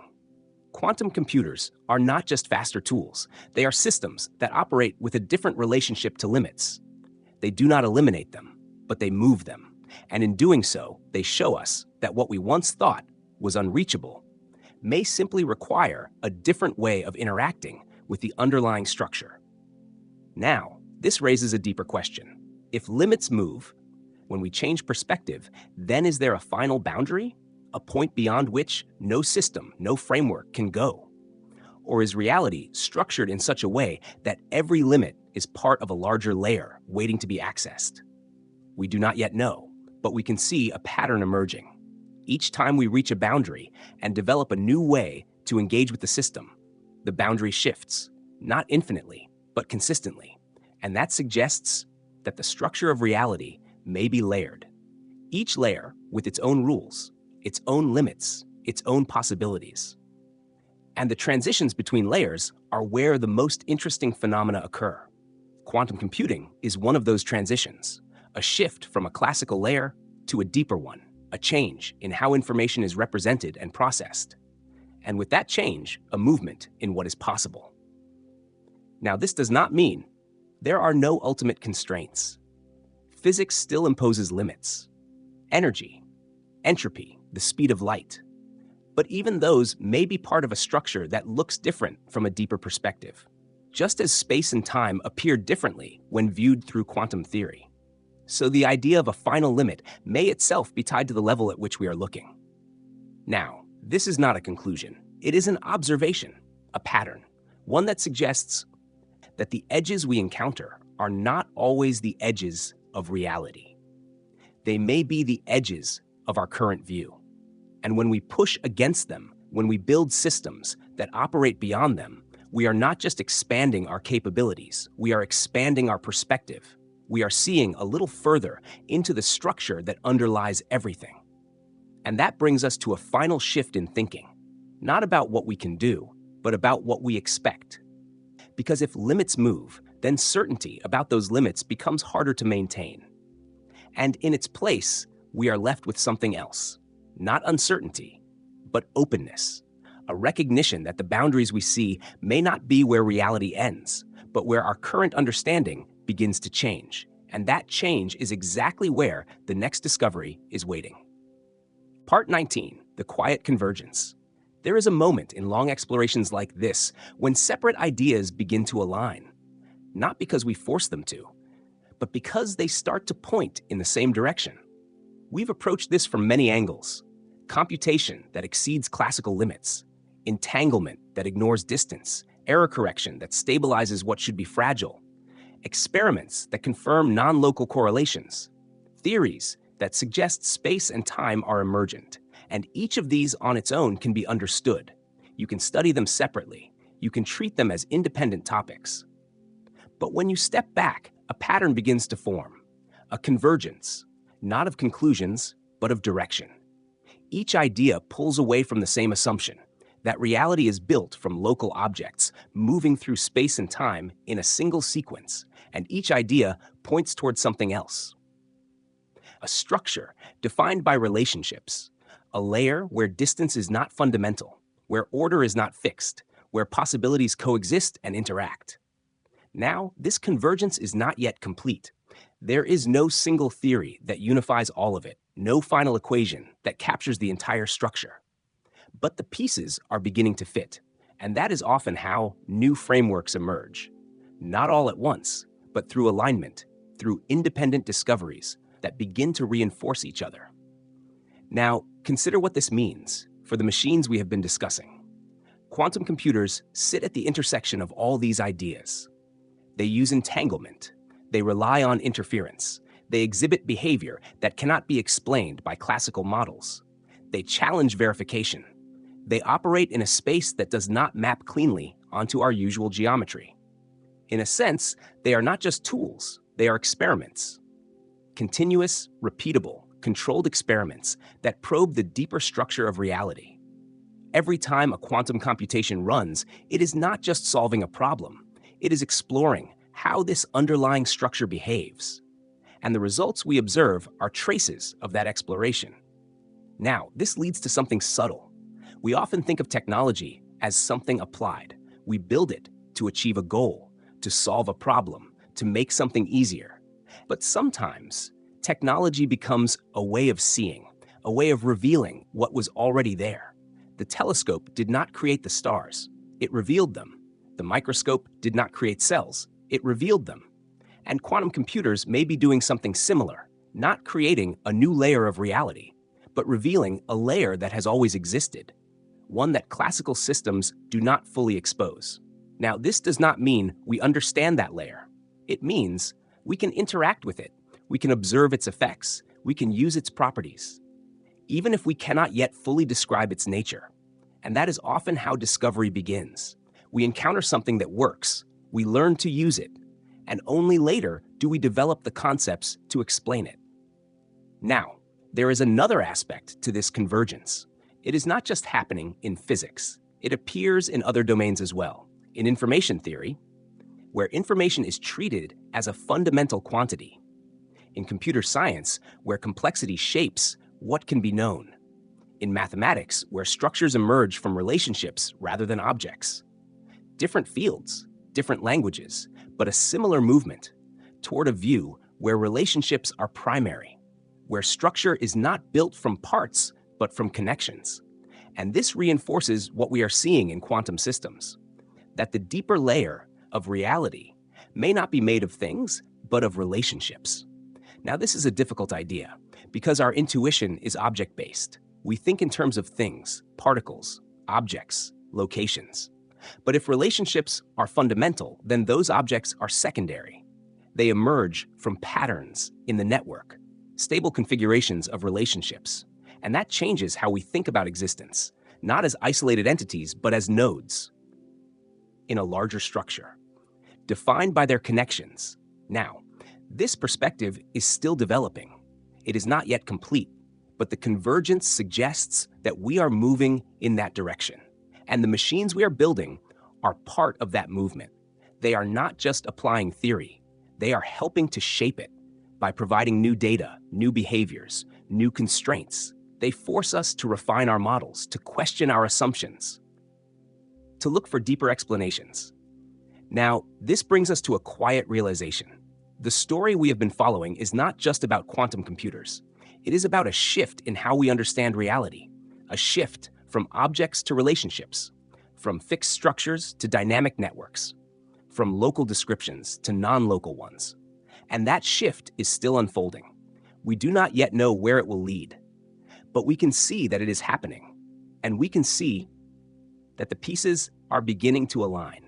Now, there is one final step, not a conclusion, but a perspective, a way of holding everything we have discussed without forcing it into a single answer. Because sometimes the most accurate description is not a statement, it is a question, one that remains open, one that continues to guide exploration. And that is where we are now, at a point where the ideas converge, but the full picture has not yet come into view. And perhaps that is exactly what makes it worth exploring. Part 20, the layer we are already inside. There is a quiet realization that only arrives after everything else has settled.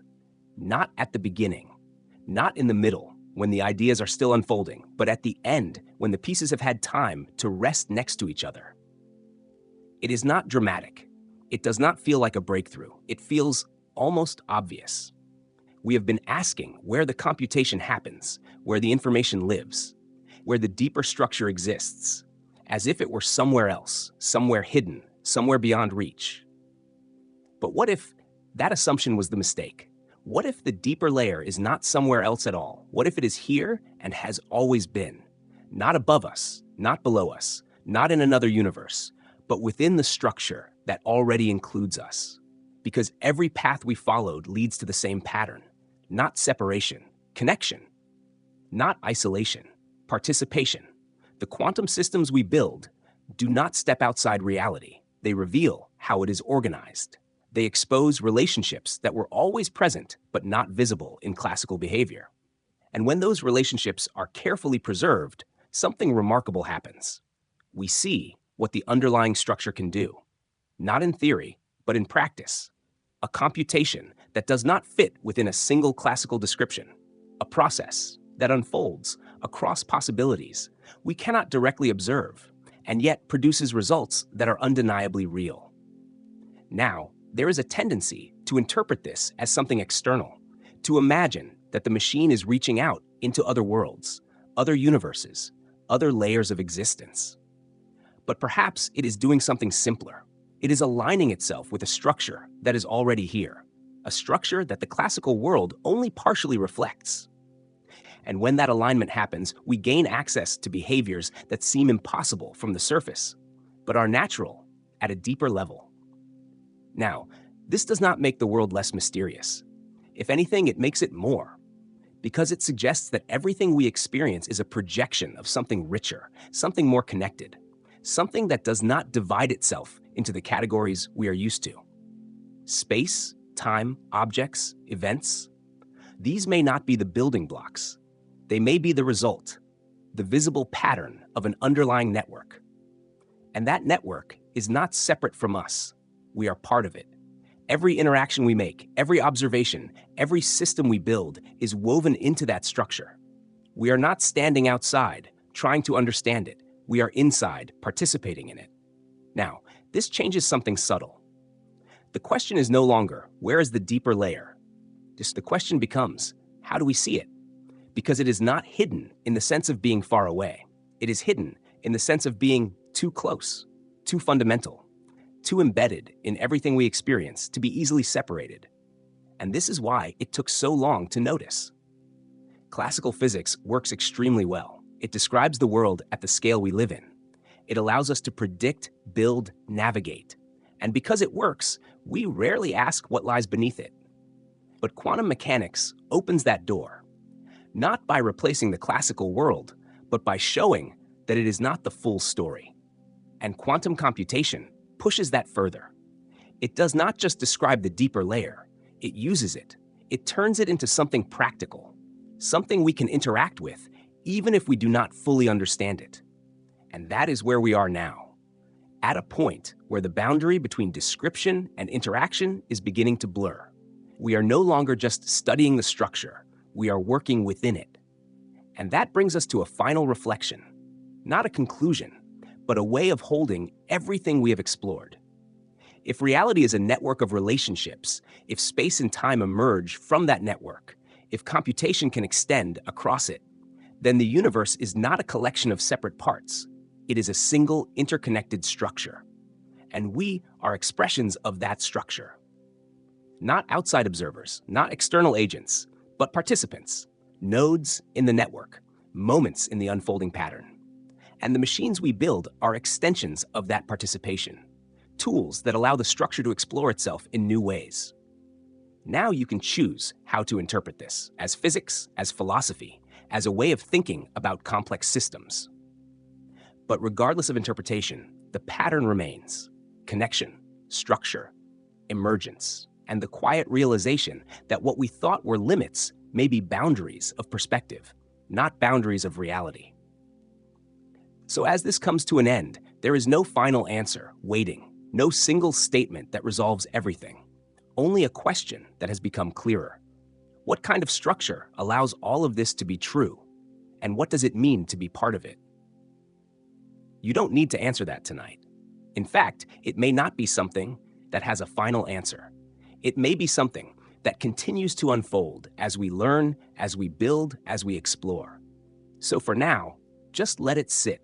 That quiet sense that there is more beneath the surface, more within the systems we use, more within reality itself, and perhaps more within the way we understand our place in it. If this journey shifted the way you see things, even slightly, take a moment to like the video.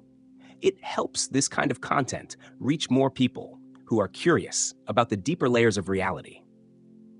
If you want to continue exploring ideas like this, consider subscribing to the channel. There's much more to uncover. And if something in this video stayed with you, a question, a thought, a moment that felt different, share it in the comments. I read them, and they often lead to the next journey. You can also share this video with someone who enjoys thinking about the universe in a different way, because sometimes the most interesting conversations begin with a single question. And this is one that doesn't end. It continues, quietly, in the background, waiting for you to return to it. Whenever you're ready,